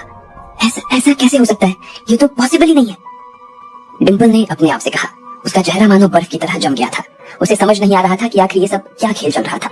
लकी जो झूठ बोल रहा था वो तो डिंपल को समझ आ रहा था, लेकिन उसके साथ साथ प्रतीक को झूठ बोलने की क्या जरूरत पड़ गई, उसे ये बात समझ नहीं आ रही थी। उसे इस सवाल का जवाब भी नहीं मिल पा रहा था कि आखिर लकी के पास ये 2 करोड़ रुपए आए कहां से। नहीं, ऐसा कुछ नहीं हो सकता, ऐसा कुछ हो ही नहीं सकता, ये सब इस लकी की धोखेबाजी है, डिंपल ने अपने आप से कहा और फिर बाकी के लोगों की ओर देखते हुए बोली, नहीं प्लीज आप सब लोग कोई भी लकी की बात का विश्वास मत करना। ये 1 नंबर का धोखेबाज आदमी है। मेरे पास इसकी मेरे फोन में फोटोज हैं। ये सच में हमारे कॉलेज का एक फटीचर लड़का है और इससे ज्यादा कुछ भी नहीं। अभी पिछले महीने ही इसने हमारे कॉलेज से 20 लाख रुपए की चोरी की है। मेरे पास जो फोटो है ना, आप सब उसे देख लीजिए, डिंपल ने कहा और अपना फोन खोलकर लकी की तस्वीरें बाकी लोगों को दिखाने लगी। लेकिन उसे मालूम नहीं था कि इसका ये पैतरा अब काम आने वाला नहीं था। जब प्रतीक ने खुद अपने मुंह से सारी बात कह दी तो फिर लकी के ऊपर शक करने की बात ही नहीं उठने वाली थी, इसलिए कोई भी उसका फोटो नहीं देख रहा था। ये लड़की ना पागल है क्या? मुझे तो लग रहा है कि इसे नेकलेस नहीं मिला ना, इस वजह से इसे जलन हो रही है। हाँ यार, जलन तो हो रही होगी, वो बात समझ में आती है, लेकिन फिर भी हर चीज का एक तरीका होता है ना। प्राइस आपको नहीं मिला तो उसके लिए आप ऐसे किसी को हर्ट थोड़ी कर सकते हो। मैडम आप प्लीज बाकी लोगों को और सुभाष को परेशान करना बंद कीजिए और बैठ जाइए, इधर प्रतीक ने थोड़ा सा चिढ़ते हुए कहा। डिंपल अभी भी मन से राजी नहीं थी, लेकिन उसे राहुल ने खींचकर फिर नीचे बैठा दिया। प्रतीक को पहले ही काफी गुस्सा आ रहा था और अगर वो राहुल और डिंपल को पीछे के दरवाजे से धक्का देकर बाहर निकाल देता तो फिर उनकी काफी फजीहत हो जाती। लेकिन डिंपल भी इतनी जल्दी मानने वाले में से कहा थी। वो भी नीचे बैठ तो गई, लेकिन पुलिस को बुलाने के लिए उसने 110 नंबर डायल कर दिया। अगर उस दिन कॉलेज वालों से उसे पकड़वाने के लिए पुलिस नहीं बुलाई थी तो आज ये कसर डिंपल खुद पूरी करने वाली थी। इधर प्रतीक ने मॉडल की ट्रे से नेकलेस उठा लिया और उसे लकी के गलों में इज्जत के साथ पहना दिया। शुक्रिया, बहुत बहुत शुक्रिया आपका, लकी ने कहा और फिर उस नेकलेस को आहिस्ते से अपने हाथ में लेते हुए वो राधिका की तरफ घूम गया और बोला, हम दोनों काफी वक्त से एक दूसरे के साथ हैं, लेकिन आज तक मैंने तुम्हें कुछ भी अच्छा खरीद कर नहीं दिया, इसलिए आज मैं तुम्हें अपनी तरफ से ये नेकलेस देना चाहता हूँ। फिलहाल तो तुम यही रख लो, लेकिन आगे से मैं तुम्हें इससे भी अच्छी चीज ला कर दूंगा, ये वादा है मेरा। लकी ने अपनी बात खत्म की और उसके बाद में राधिका के गले में वो नेकलेस पहना दिया। राधिका ने उसे आगे से थामा और फिर अपने गले पर ठीक कर लिया। राधिका ने जब वो नेकलेस पहना तो वो काफी खूबसूरत लग रही थी। वो किसी भी बड़े घर की बेटी से कम नहीं लग रही थी। इधर डिंपल जो कि गुस्से में राधिका को देखी जा रही थी, उसने अपनी हथेली पर अपने नाखून गढ़ा दिए थे। राधिका मैडम, सुभाष जी ने आपको 8 लाख रुपए का नेकलेस दिया है, तो आप क्या इनके बारे में कुछ कहना नहीं चाहेंगी? प्रतीक ने मुस्कुराते हुए पूछा। हाँ कुछ तो कहो राधिका। हाँ कह दो, तुम्हें भी प्यार है। अरे मैं तो कहता हूँ कि चूमे लो। नीचे बैठे हुए लोग भी राधिका को चढ़ाए जा रहे थे। दोनों नौजवानों को ऐसे ऊपर खड़ा देख वहां बैठे बूढ़े लोगों को भी अपनी जवानी के दिन याद आ गए। जैसे ही राधिका ने ये सब सुना, उसे गाल मारे शर्म के लाल हो गए। वो लकी की तरफ मदद मांगने की नजरों से देखने लगी, लेकिन उसे देखकर ऐसा लग रहा था कि लकी उसमें उसकी कोई मदद नहीं कर सकता था। वो सिर्फ उसकी तरफ देखकर मुस्कुराया जा रहा था। उधर नीचे से लोगों की आवाज थमने का नाम नहीं ले रही थी, बल्कि वो और भी ज्यादा बढ़ती जा रही थी। लकी तुम कितने पागल हो, तुम्हें इतना भी समझ नहीं आ रहा कि तुम मेरी मदद कैसे करोगे? राधिका ने अपने मन में ही कहा और फिर अपनी ड्रेस के कोने को पकड़कर खड़े हो गई। जब नीचे से लोगों का दबाव बढ़ा तो राधिका लकी के पास आई और फिर उसके गले लग गई, फिर धीरे से उसके माथे को चूम लिया। लकी को भी इस बात से काफी खुशी हो रही थी कि वो राधिका ने उसे चूमा था।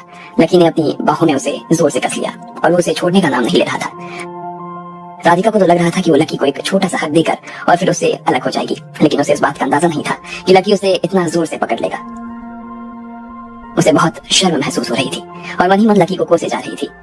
ऐसा लग रहा था कि लकी को उसे गले लगाकर काफी खुशी महसूस हो रही थी और वो उसे छोड़ना नहीं चाह रहा था। उसका बस चलता तो वो आगे और भी ज्यादा बढ़ सकता था, लेकिन फिर उसने देखा कि नीचे ढेर सारे लोग बैठे हुए थे और इसलिए उसने अपने आप को रोक लिया। इधर राधिका भी उससे अलग होने की कोशिश कर रही थी, लेकिन वो जानती थी कि इतने सारे लोगों के सामने वो कुछ ज्यादा नहीं कर सकती थी। लगभग 20 सेकंड के बाद में लकी ने धीरे से राधिका को अपने से अलग कर दिया और फिर शैतानी भरी मुस्कान के साथ उसे देखने लगा। राधिका उसे देखकर मुस्कुरा तो रही थी, लेकिन उसकी मुस्कान में एक तरह का गुस्सा भी भरा हुआ था। उसे लकी से अलग हुए अपना गुस्सा निकालने के लिए उसे जोर से चिकोटी काट ली। लकी को जब हल्का सा दर्द हुआ तो उसके मुंह से चीख निकल गई, तो राधिका उसकी ऐसी हालत देखकर हंसने लगी। ठीक तभी जब सब लोग भी उन दोनों को देखकर हंस रहे थे, तब हॉल का दरवाजा खुला। 4-5 लोग अंदर आए, वो सब पुलिस वाले थे। बाकी लोग ने जब उन्हें इस तरह से अंदर आते देखा तो उन्हें समझ नहीं आया कि आखिर क्या हो गया, पुलिस यहाँ पर क्या कर रही थी। लेकिन जैसे ही डिंपल ने पुलिस को देखा तो उसके चेहरे पर मुस्कान आ गई। अब वो लकी को मजा चखाने वाली थी, वो उसे जेल भेजने वाली थी। सर, मैंने ही आपको फोन करके बुलाया है। हमारे कॉलेज में से 20 लाख रुपए की चोरी हुई है और जो आदमी उधर स्टेज पर खड़ा है ना, उसी ने वो पैसा चुराया है। कॉलेज के टीचर और बाकी लोगों को भी इस बारे में पूरी जानकारी है, इसलिए सर चलकर उसे गिरफ्तार कीजिए आप सबसे पहले। डिंपल ने दौड़ते हुए पुलिस के पास आते हुए कहा और फिर लकी की तरफ इशारा करते हुए सारी बातें समझा दी। उसके चेहरे पर फिर से एक और मुस्कान आ गई। लकी के झूठ का खेल खत्म हो चुका था। मैडम माफ करना, लेकिन हम यहाँ आपके बुलाने पे नहीं आए, बल्कि हमें कुछ इन्फॉर्मेशन मिली है इसलिए हम यहाँ आए, एक अफसर ने कहा और डिंपल से नजर हटाकर हॉल में बैठे हुए लोगों को देखने लगा। क्या आप यहाँ लकी को पकड़ने के लिए नहीं आए? डिंपल ने हैरान होते हुए पूछा। नहीं, लेकिन अगर आप जिस केस के बारे में बता रही है, हम उसी केस से जुड़े इंसान को यहाँ पर पकड़ने के लिए आए। जिसने वो किया है हम उसे यहाँ पकड़ने आए। उस आदमी ने कहा। बहुत बढ़िया सर, बहुत बढ़िया, आप उसे पकड़ लीजिए और उसे अपने साथ ले जाइए। डिंपल ने एक राहत की सांस लेते हुए कहा। अरेस्ट हिम, उस पुलिस वाले ने कहा और उसके पीछे खड़े 4 सिपाही आगे बढ़ने लगे। लेकिन वो लकी की ओर नहीं बल्कि सभी राहुल के पास आ गए। उन्होंने राहुल को पकड़ा और उसे जमीन पर लेटा दिया। राहुल को चोट लग गई थी और वो उनके हाथ से छूटने के लिए गुहार लगाया जा रहा था, लेकिन उसे वो छोड़ने वाले नहीं थे। अरे अरे सर, आप क्या कर रहे हैं? आपने गलत आदमी को पकड़ा है। ये तो मेरा बॉयफ्रेंड राहुल है। आप जिसको पकड़ना चाहते हैं वो आदमी तो उधर स्टेज पर खड़ा है, जाकर उसे पकड़िए, इसे छोड़िए, डिंपल ने कहा और उन पुलिस वालों की गिरफ्त से राहुल को छुड़वाने की कोशिश करने लगी, लेकिन वो उसे छोड़ने के लिए राजी नहीं थे। तुम इसकी गर्लफ्रेंड हो, अरेस्ट ऑल्सो, उस अफसर ने कहा और 2 महिला पुलिसकर्मियों को डिंपल को पकड़ने के लिए भेज दिया। डिंपल को भी उन लोगों ने तुरंत ही पकड़ लिया।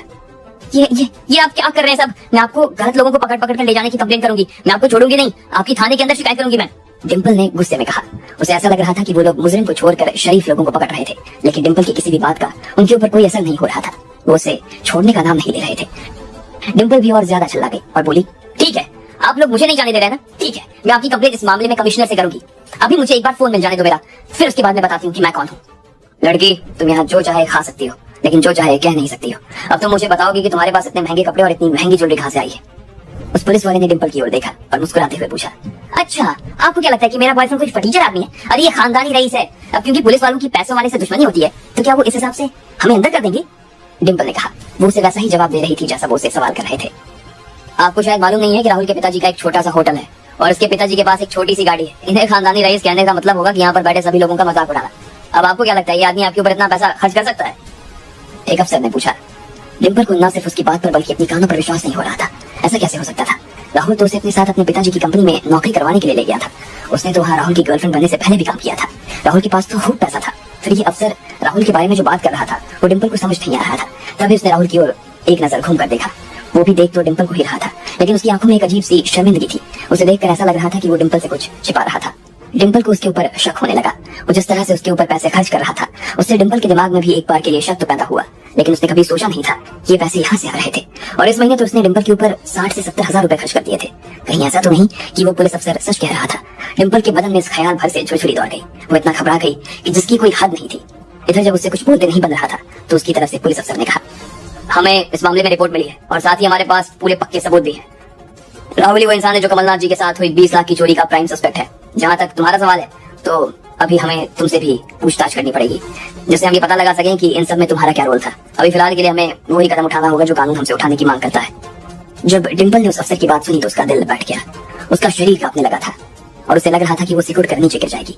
इतनी फजीहत उसकी जिंदगी में आज तक नहीं हुई थी और ना ही उसने कभी सपने में सोचा कि पुलिस उसे पकड़ कर ले जाएगी। उसने पुलिस के कहे बिना ही अपने मन में ये मान लिया था कि राहुल ने ही पैसे चुराए थे और अगर उस चोरी में उसका भी हाथ निकल आया तो उसे जिंदगी भर बैठकर वो पैसा चुकाना पड़ेगा। उसकी पूरी जिंदगी बर्बाद हो जाएगी। लेकिन फिर भी डिंपल ने उम्मीद नहीं छोड़ी और उसने एक बार और जोर से चिल्लाते हुए कहा, नहीं, ये हम दोनों ने नहीं किया है। आप गलत लोगों को पकड़ रहे हैं। ये उन दोनों ने किया है, लकी ने किया है। हमें जाने दो। लेकिन पुलिस वाला उनकी एक बात सुनने के लिए राजी नहीं था। उसने भी उसी तरह से जोर से चिल्लाते हुए कहा, लेकर जाओ इन दोनों को यहाँ से। और बाकी के पुलिस वाले उन्हें यहाँ से ले जाने लगे। लकी उन दोनों को जाते हुए देख रहा था। अब आगे क्या होने वाला था? क्या लकी डिंपल को बीच में बचा लेता या फिर डिंपल और राहुल आज की रात थाने में ही काटने वाले थे? आपको क्या लगता है? क्या होंगे इन सभी सवालों के जवाब? कमेंट बॉक्स में कमेंट करके जरूर बताएं। और सभी सवालों के जवाब को जानने के लिए सुनते रहिए इंस्टा में सिर्फ पॉकेट एफएम पर। जब लकी और राधिका एक दूसरे को गले लगाकर खड़े हुए थे तब इधर डिंपल ने पुलिस को फोन करके बुला लिया था। थोड़ी ही देर बाद वहां पुलिस आ गई, लेकिन उसने आते ही लकी को नहीं बल्कि राहुल को गिरफ्तार कर लिया। बाद में उन्होंने डिंपल को भी अपनी गिरफ्त में ले लिया था और दोनों को एक साथ दरवाजे के बाहर ले जाने लगे। लकी, राधिका और बाकी के लोग वहीं खड़े होकर इस मंजर को देख रहे थे, लेकिन उनमें से कोई भी कुछ बोल नहीं रहा था। लकी ने सोचा कि वो उन्हें ले जाने से रोक ले, लेकिन कमलनाथ जी के बारे में सोचकर उसने वो आइडिया भी कैंसिल कर दिया। इससे पहले लकी के सामने डिंपल की आज तक इतनी फजीहत कभी नहीं हुई थी जितनी आज हो रही थी। इससे पहले तक वो हमेशा ही लकी के सामने अपने आप को ऊंचा दिखाती थी, हमेशा ऊंचा साबित करती थी, लेकिन आज तो पासा ही पलट गया था। जब डिंपल के हाथ में हथकड़ी लगी तो वो यहाँ तक भूल गई थी कि लकी नाम का कोई आदमी भी था। चलो चुपचाप बाहर, एक पुलिस वाले ने दोनों को बाहर धक्का देते हुए कहा। इधर लकी ने राधिका की ओर देखा और उन्हें एक दूसरे को देखकर काफी खुशी हुई। पिछले 1 महीने से जो दाग वो अपने सिर पर लेकर घूम रहे थे, आज वो दाग पूरी तरह से मिट चुका था। थोड़ी देर बाद जब पार्टी खत्म हो गई तो लकी ने प्रतीक के कंधे पर हाथ रखकर उसे थपथपा दिया। उसे इस बात की काफी खुशी हो रही थी कि प्रतीक ने इंतजाम काफी अच्छा किया था। शुरुआत में तो मैं थोड़ा घबरा गया था, लेकिन अब मुझे काफी अच्छा लग रहा है, लकी ने कहा। प्रतीक उसकी बातें सुनकर काफी खुश हो गया था और पार्टी के खत्म हो जाने के तुरंत बाद ही लकी राधिका के साथ वहां से बाहर निकल आया। उन दोनों ने ऑटो बुलवाया और फिर दोनों ही कॉलेज जाने के लिए निकल गए। ऑटो में बैठते ही लकी ने रुस्तम डांगी को फोन मिलाया। अब क्योंकि राधिका उसकी पहचान के बारे में जान चुकी थी, इसलिए उससे कुछ भी छुपाने का कोई फायदा नहीं था। रुस्तम जी, आपने जो तोहफा दिया उसके लिए बहुत बहुत धन्यवाद, लकी ने रुस्तम से कहा। जिस दिन लकी वापस दिल्ली लौटा था उस दिन राहुल का गिरफ्तार हो जाना लकी की नजर में कोई इत्तेफाक नहीं था। वो इस बात को यकीन के साथ कह सकता था कि ये ऐसे ही नहीं हो सकता था, इसके पीछे कोई ना कोई तो था जिसका इसके पीछे हाथ था। सर, आप तो काफी पोलाइट हैं, रुस्तम ने उधर से मुस्कुराते हुए कहा। जिस दिन लकी और राधिका को आईलैंड पर ले जाया गया था उस दिन भी रुस्तम डांगी ने सेना के साथ बात करके इस मामले की तहकीकात शुरू कर दी थी और राहुल के खिलाफ उन्हें काफी सारे सबूत भी मिले थे, लेकिन उसने वो सारे सबूत पुलिस के हवाले नहीं किए क्योंकि वो लकी के सामने राहुल को गिरफ्तार करवाना चाहता था। अच्छा, सुना है लकी सर कि आपकी सेना ने स्कॉर्पियन ग्रुप को खत्म कर दिया और उस दिन का जो एक्शन हुआ उसको भी दबा दिया। किसी को इस बारे में अभी तक कोई खबर नहीं है सर।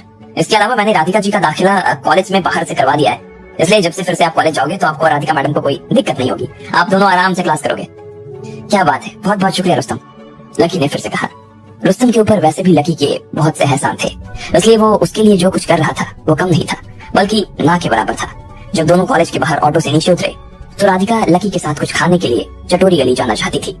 दोनों ने पार्टी में ज्यादा कुछ खाया नहीं था, उनके कॉलेज से चटोरी गली काफी पास थी और थोड़ी देर बाद ही दोनों चलते हुए वहां पहुंच गए थे।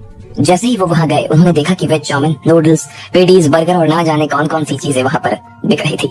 ये वक्त लोगों के बाहर निकलने और खाने पीने का ही था और इसलिए वहां पर ढेर सारे लोग पहले से ही जमा थे। वहां पर जो ये सब चीजें बनाते थे वो आसपास के किसान और उनके बच्चे थे। वहां पर काम करने वाले लोगों की उम्र 4 साल से लेकर 50 साल तक की थी। उन लोगों के लिए ऐसे स्टॉल लगाना और इन स्टॉल से पैसे कमाना काफी आसान काम था और ये चीज वो काफी लंबे समय से करते आ रहे थे। चलो हम ग्रिल सैंडविच खाते हैं, राधिका ने कहा और फिर दोनों ग्रिल सैंडविच वाले की गाड़ी के पास चले गए। वहां पर सिर्फ एक गाड़ी को छोड़कर बाकी सारी गाड़ी वाले काफी पॉपुलर थे।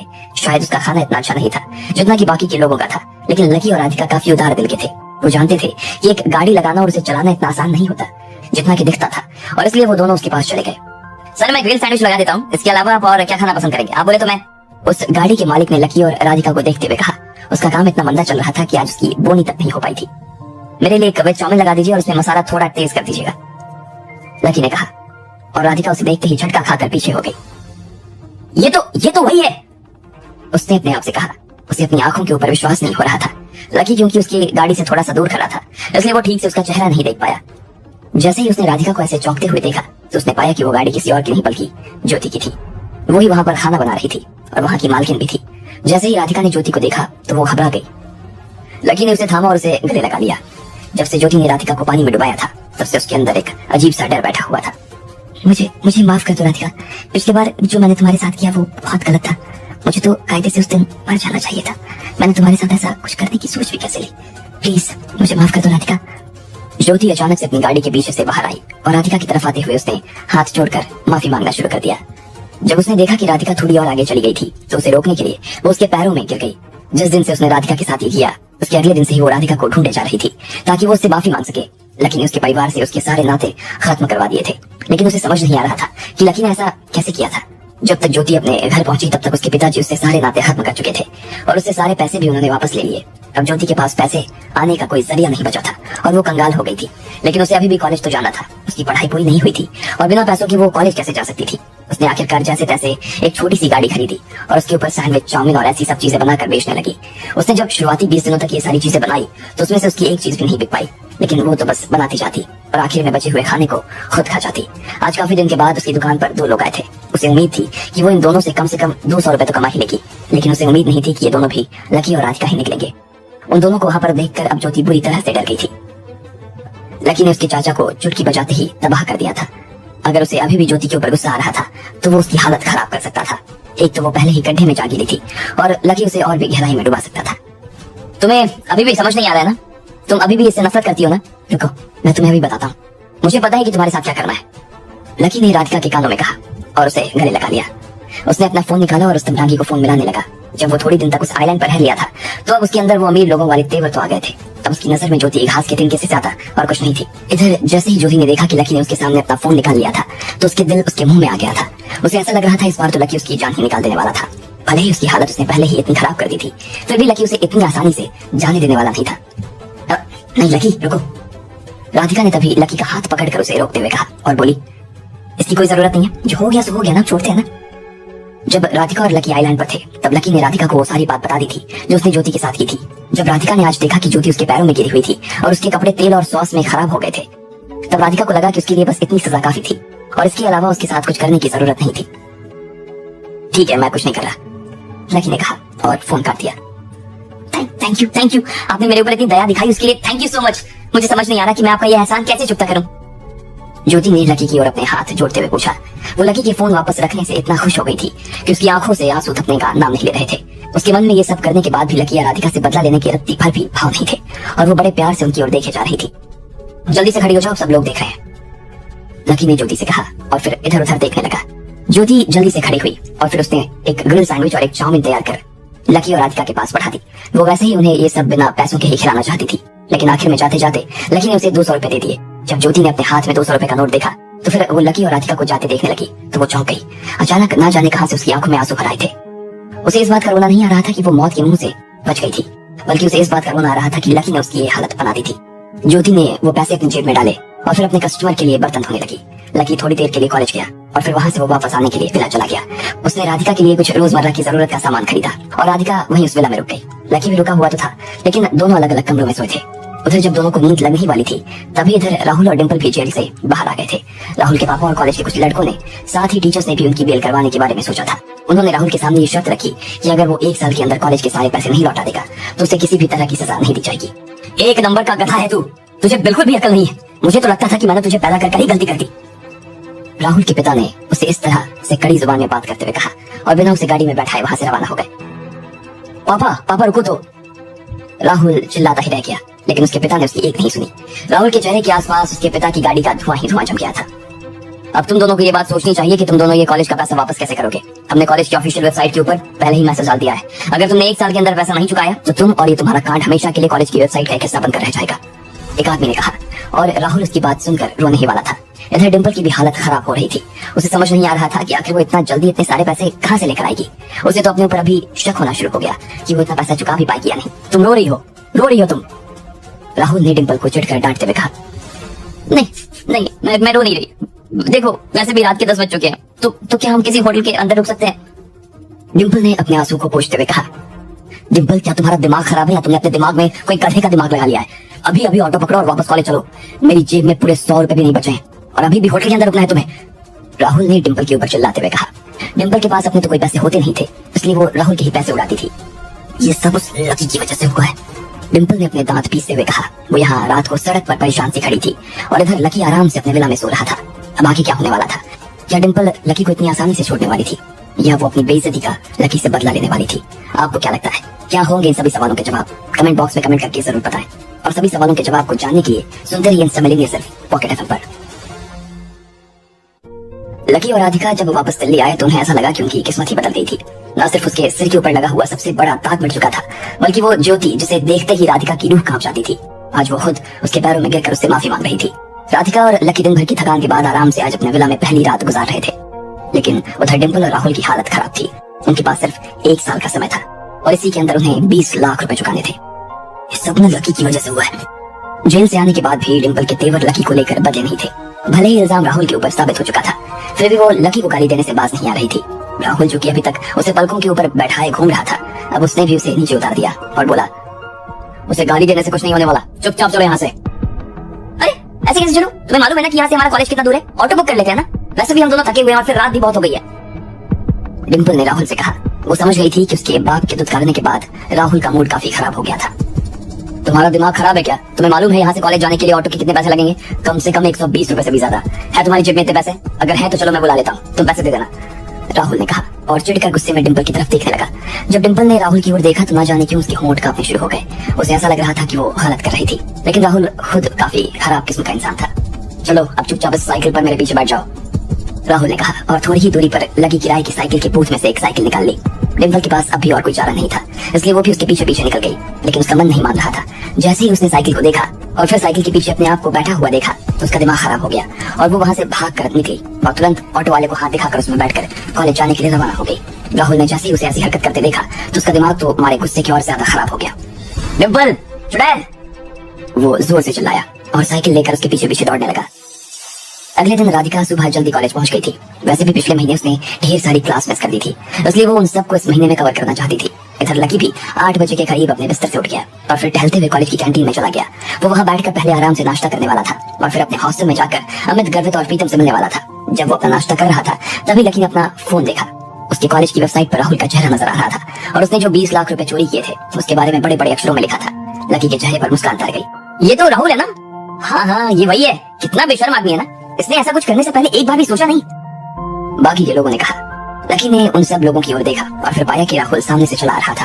वो किसी की तरफ नहीं देख रहा था और बस डिंपल की टेबल की ओर बढ़ता जा रहा था।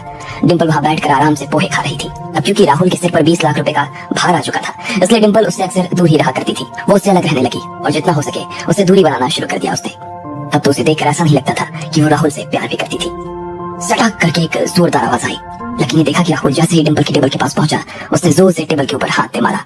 उसने डिंपल की ओर गुस्से से देखा और बोली, डिंपल तुम बहरी हो क्या? तुम्हारी हिम्मत कैसे हुई कि कल तुम मुझे अकेले छोड़कर भाग गई? और तो और मैंने ऑटो बुलाने के लिए कहा तो बोली मेरे पास पैसे नहीं है और खुद ही अकेले ऑटो बुक करके वहां से भाग कर निकली। तुम्हें मालूम है मैं वहां से कैसे आया हूँ? साइकिल चला चला कर मेरे पैर अभी भी अकड़ रहे हैं।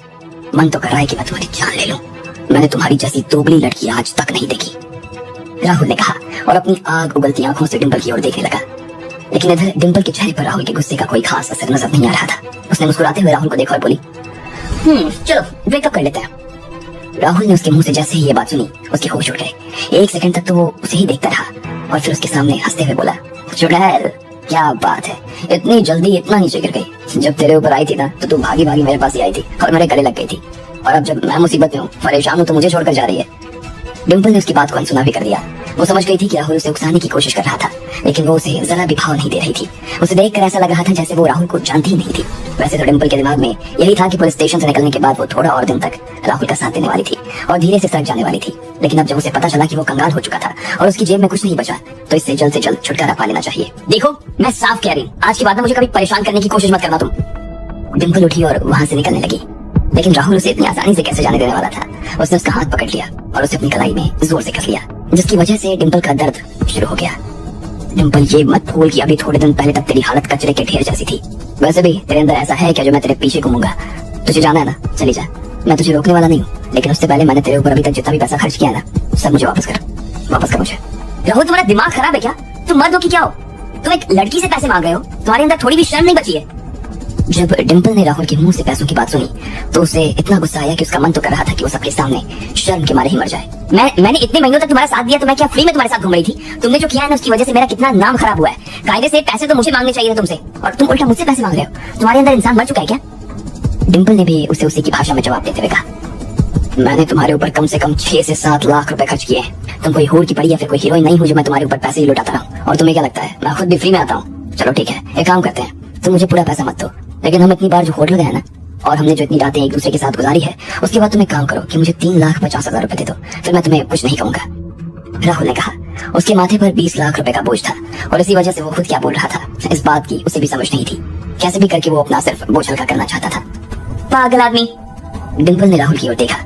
जिस तरह अभी उसने बात की उसके बाद उसके खुद के पास बोलने के लिए कुछ नहीं रह गया था। डिंपल को भी जैसे पागलपन का दौरा पड़ गया और वो बोली, चाहे तुम कितना भी बोलो, कुछ भी बोलो, लेकिन मुझे तुम्हारे चुराए हुए 20 लाख रुपए से मतलब नहीं है। तुमने उसे किस पर लगाया, कितना लगाया, इससे मुझे कोई फर्क नहीं पड़ता। और वैसे भी पैसा तुम्हें चुकाना है, इसलिए इस बात का ध्यान दो कि पैसा कैसे चुकाओगे, वरना पुलिस वाले तुम्हें फिर से उठा कर ले जाएंगे। मुझे नहीं, डिम्पल ने कहा और अपना पल्ला झाड़ लिया। जिस तरह से उसने पल्ला झाड़ा था और जिस तरह से वो राहुल से अलग हो गई थी, राहुल का मन तो यही कर रहा था कि एक कांटे से डिम्पल की आंखें फोड़ दे और फिर उसकी गर्दन में उसे घुसा दे। उसने उसे गुस्से में कहा, साली चुड़ैल, तू क्या मुझे पागल समझती है? रुक, मैं अभी तुझे। इससे पहले कि राहुल डिम्पल की ओर बढ़ पाता, इधर से डिम्पल ने उसके गाल पर एक कसकर जोरदार तमाचा लगा दिया। उसकी 5 उंगलियां राहुल के गालों पर छप गई और राहुल ने उसे छिपाने के लिए अपना हाथ अपने गालों पर रख लिया। लकी ने देखा कि उन लोगों के बीच में मामला काफी बिगड़ गया था, लेकिन वो इसमें कुछ नहीं करना चाहता था। जो कुछ हो रहा था उनके ही कर्मों का नतीजा था। इधर राहुल ने डिम्पल को घूरते हुए देखा और बोला, तू जानती नहीं है मैं कितने लोगों को जानता हूँ। अगर तूने 1 हफ्ते के अंदर पैसे का इंतजाम नहीं किया ना, तो याद रखना तेरी लाश को जंगली कुत्ते घसीट कर जंगल में ले जाएंगे। अगर तूने मुझे मेरा पैसा नहीं लौटाया तो मैं राहुल तुझे ये बता देता हूँ कि तू पछताएगी, बहुत पछताएगी। राहुल ने धीरे से डिम्पल के कानों में कहा और फिर पागलों की तरह हंसने लगा। डिम्पल के पैर उसकी इस धमकी को सुनने के बाद सुन पड़ गए थे। भले ही वो अपने चेहरे पर उसे नहीं आने देना चाह रही थी, लेकिन उसे दिल ही दिल काफी घबराहट हो रही थी और वो पैसों के इंतजाम के बारे में सोचने लगी थी। हट चुड़ैल, राहुल ने फिर से डिम्पल की ओर देखा और जमीन पर थूक दिया।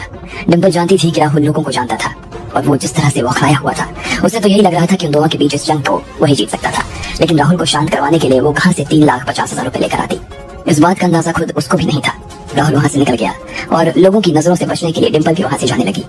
वो लकी के सामने से उसे देखते हुए निकली, लेकिन उसके दिमाग में अभी भी सिर्फ 3,50,000 रुपए चल रहे थे और उसका ध्यान लकी के ऊपर गया नहीं। लकी ने उसे देखा और एक गहरी सांस ली। उसे डिम्पल के लिए मन ही मन सच में बुरा लग रहा था।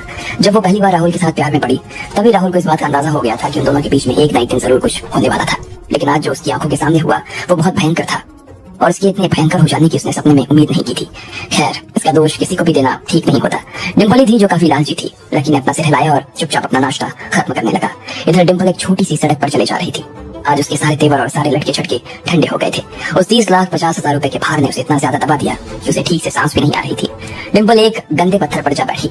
अब तो उसे इस बात की भी चिंता नहीं थी कि उसकी पैंट गंदी हो रही थी या फिर लोग उसे देखकर उसके ऊपर हंस रहे थे। उसने अपने घुटनों को आपस में जोड़ लिया और उसकी आंखों से आंसू निकलने लगे। उसे पता ही नहीं चला, अब उसे अपने आप से नफरत हो रही थी। जब वो मन ही मन इस बात को अच्छे से जानती थी कि राहुल उसके टाइप का लड़का नहीं था, फिर भी वो क्यों उसके साथ गई? आखिरकार उसके साथ जाकर भी उसे क्या मिला? ना तो वो किसी अमीर आदमी की बीवी बन पाई, बल्कि उल्टा उसके ऊपर राहुल की वजह से कर्जा चढ़ गया। अचानक इस पल में ना जाने क्यों उसे फिर से लकी की याद आने लगी। कल रात तो उसे गाली दे रही थी, लेकिन आज जो राहुल ने उसके साथ किया, उसके बाद उसके मन में लकी के लिए फिर से शांति स्थापित हो गई। आज मैं अगर लकी के साथ होती तो लकी मुझे कभी भी ऐसे हाल में छोड़कर नहीं जाता। उसने मन ही मन रोती हुई आंखों से अपने आप को कहा। भले ही वो लकी को कितना भी बुरा भला कह ले और उसने लकी को कितना भी जलील किया हो, लेकिन लकी ने कभी उसे वो पैसे दोबारा नहीं मांगे जो उसने उसके ऊपर खर्च किए थे। अब डिम्पल को ऐसा लगने लगा कि लकी राहुल से बेहतर था, कम से कम 1000 गुना बेहतर। अब आगे क्या होने वाला था? क्या डिम्पल फिर से लकी के पास जाने वाली थी? क्या वो उससे पैसे की मदद मांगती? और क्या डिम्पल को इस हाल में देखकर लकी का दिल पिघल जाता? आपको क्या लगता है? क्या होंगे इन सभी सवालों के जवाब? कमेंट बॉक्स में कमेंट करके जरूर बताएं और सभी सवालों के जवाब को जानने के लिए सुनते रहिए सवेरे सिर्फ पॉकेट एफएम पर। राहुल ने डिम्पल को मुसीबत में डाल दिया था। उसके लिए 30,50,000 रुपए का इंतजाम करना पहाड़ तोड़ने के बराबर था और इस वजह से डिम्पल के सारे तेवर भी ठंडे हो गए थे। वो भूल गई थी कि वो लकी के सामने से गुजर रही थी। उधर लकी को भी डिम्पल के लिए बुरा तो लग रहा था, लेकिन वो उसमें जाकर भी कुछ नहीं कर सकता था। जब डिम्पल कॉलेज के बाहर ही एक गंदे से पत्थर पर बैठकर अपनी किस्मत को कोसे जा रही थी, तभी अचानक उसे लकी का ख्याल आया। उसने सोचा कि अगर लकी सच में कोई अमीर आदमी का बेटा था तो उसने उसके साथ बहुत बुरा बर्ताव किया था। क्या लकी को अभी भी मेरी चिंता होती होगी? डिम्पल ने अपने मन ही मन सोचा और फिर से उसकी आंखों में आंसू टपक गए। राहुल के ऊपर 20 लाख रुपए के गबन का आरोप लगा था और इसका मतलब साफ था कि लकी ने जो पैसे डोनेशन में दिए थे वो उसके खुद के पैसे थे और वो कहीं से चोरी करके उसे नहीं लाया था। उसके अलावा अभी कल के दिन ही लकी को 8 लाख रुपए का प्लैटिनम का नेकलेस भी मिला था, इसलिए उसे अब और पैसों की जरूरत नहीं थी। अगर लकी मेरी मदद करने के लिए मान जाता है तो फिर मेरी सारी प्रॉब्लम हो सकता है खत्म हो जाए। डिम्पल ने अपने मन ही मन सोचा और ना जाने क्यों वो सिर्फ इस ख्याल से खुश हो गई। उसकी आंखों के आंसू सूख गए थे, उनमें अब उत्साह भर आया था। उसे लग रहा था कि उसने वो उम्मीद की किरण खोज ली थी जिसकी उसे कब से तलाश थी। लेकिन अब सवाल यही था कि क्या लकी उसकी मदद करने के लिए राजी होने वाला था। जब तक मैं उसके साथ थी तब तक तो मैं उससे जो मांगती थी वो मुझे खुशी खुशी दे देता था, लेकिन अब मैंने उसे छोड़ा है, धोखा भी दिया है, लेकिन फिर भी मैं उसे कभी अपने दिल से नहीं निकाल पाई। डिम्पल ने अपने आप को समझाते हुए कहा। उसे राधिका के ऊपर गुस्सा आ रहा था। वो और लकी काफी दिनों से एक दूसरे के साथ थे। जरूर लकी को अपने अकेलेपन को दूर करने के लिए उस लड़की के सहारे की जरूरत पड़ रही थी, ऐसा डिम्पल का सोचना था, क्योंकि कपड़ों के मामले में, रहन सहन के मामले में और दिखने के मामले में भी राधिका का डिम्पल से कोई मुकाबला नहीं था। उसे लग रहा था कि उसकी उंगली जादू की छड़ी थी। अगर वो एक बार उस उंगली को घुमाती तो लकी उसके पीछे पीछे भागा चला आता। डिम्पल बेबी, परेशान होने की जरूरत नहीं है। राहुल तो एक नंबर का छिछोरा आदमी है। चलो कैंटीन में चलते हैं और वहाँ तुम्हें एक बढ़िया सी चाय पिलाते हैं। कुछ लड़की जिन्होंने अभी राहुल और डिम्पल को लड़ते हुए देखा, वो डिम्पल के पास आए और उनमें से उसे एक समझाने लगा। लेकिन उन्हें मालूम नहीं था कि डिम्पल तो पहले ही काफी कुछ समझ चुकी थी और वो इन जैसे लड़कों के ऊपर अपना वक्त बर्बाद नहीं करना चाहती थी। सुन भाई, मुझे मालूम है तू क्या चाहता है, इसलिए चुपचाप क्लास के लिए चला जा, वरना एब्सेंट मार्क हो जाएगा। डिम्पल ने उस लड़कों को हड़काते हुए कहा। जैसे ही उस लड़की ने डिम्पल से डांट सुनी, बाकी लड़के भी अपने आप ही वहाँ से गायब हो गए और डिम्पल खुद भी खड़ी होकर वहाँ अपने हॉस्टल की तरफ जाने लगी। वो इतनी जल्दी लकी के पास नहीं जा सकती थी, पहले उसे पूरे तरह से प्लान करने की जरूरत थी। वो किसी तरह से लकी के पास जाए ताकि लकी उसे मना ना कर पाए। लकी भी इधर वापस अपने कमरे पर आ गया और गर्वित और बाकी दोस्तों को ढूंढने लगा। वो सब भी उसका काफी दिनों से इंतजार कर रहे थे और जैसे ही उन्होंने लकी को देखा तो मारे खुशी के उछल पड़े और सीधे लकी को घेर कर खड़े हो गए। अबे तुझे हमने रूम से बाहर क्या भेजा, तू तो अंदर आना ही भूल गया, कहाँ था इतने दिन से? गर्वित ने पूछा। अरे नहीं यार, बहुत स्ट्रेस हो रहा था 20 लाख रुपए का। जब आपने चोरी ना की हो तो और इल्जाम आपके सिर पर आ जाए तो बहुत ज्यादा स्ट्रेस होता है, इसलिए मैं छुट्टी मनाने के लिए थोड़े दिन बाहर चला गया था ताकि तब तक आराम से चोर भी पकड़ में आ सके और मेरा स्ट्रेस भी दूर हो जाए, लकी ने कहा। और उसने आइलैंड पर जाने वाली बात छिपा ली। फिर उसने बताया कि जैसे ही उसे पता चला कि राहुल पकड़ा गया तो बस वो फिर से आ गया। लकी उन्हें जानबूझकर नहीं बताना चाहता था कि वो किस परिवार से आता था।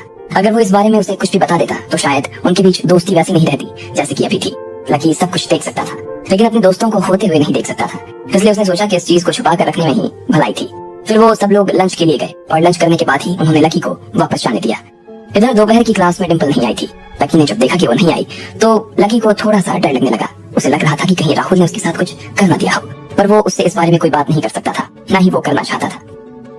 तू चिंता मत कर लकी, सब ठीक ही होगा, लकी ने अपने आप से कहा और शाम को राधिका से मिलने के लिए चला गया।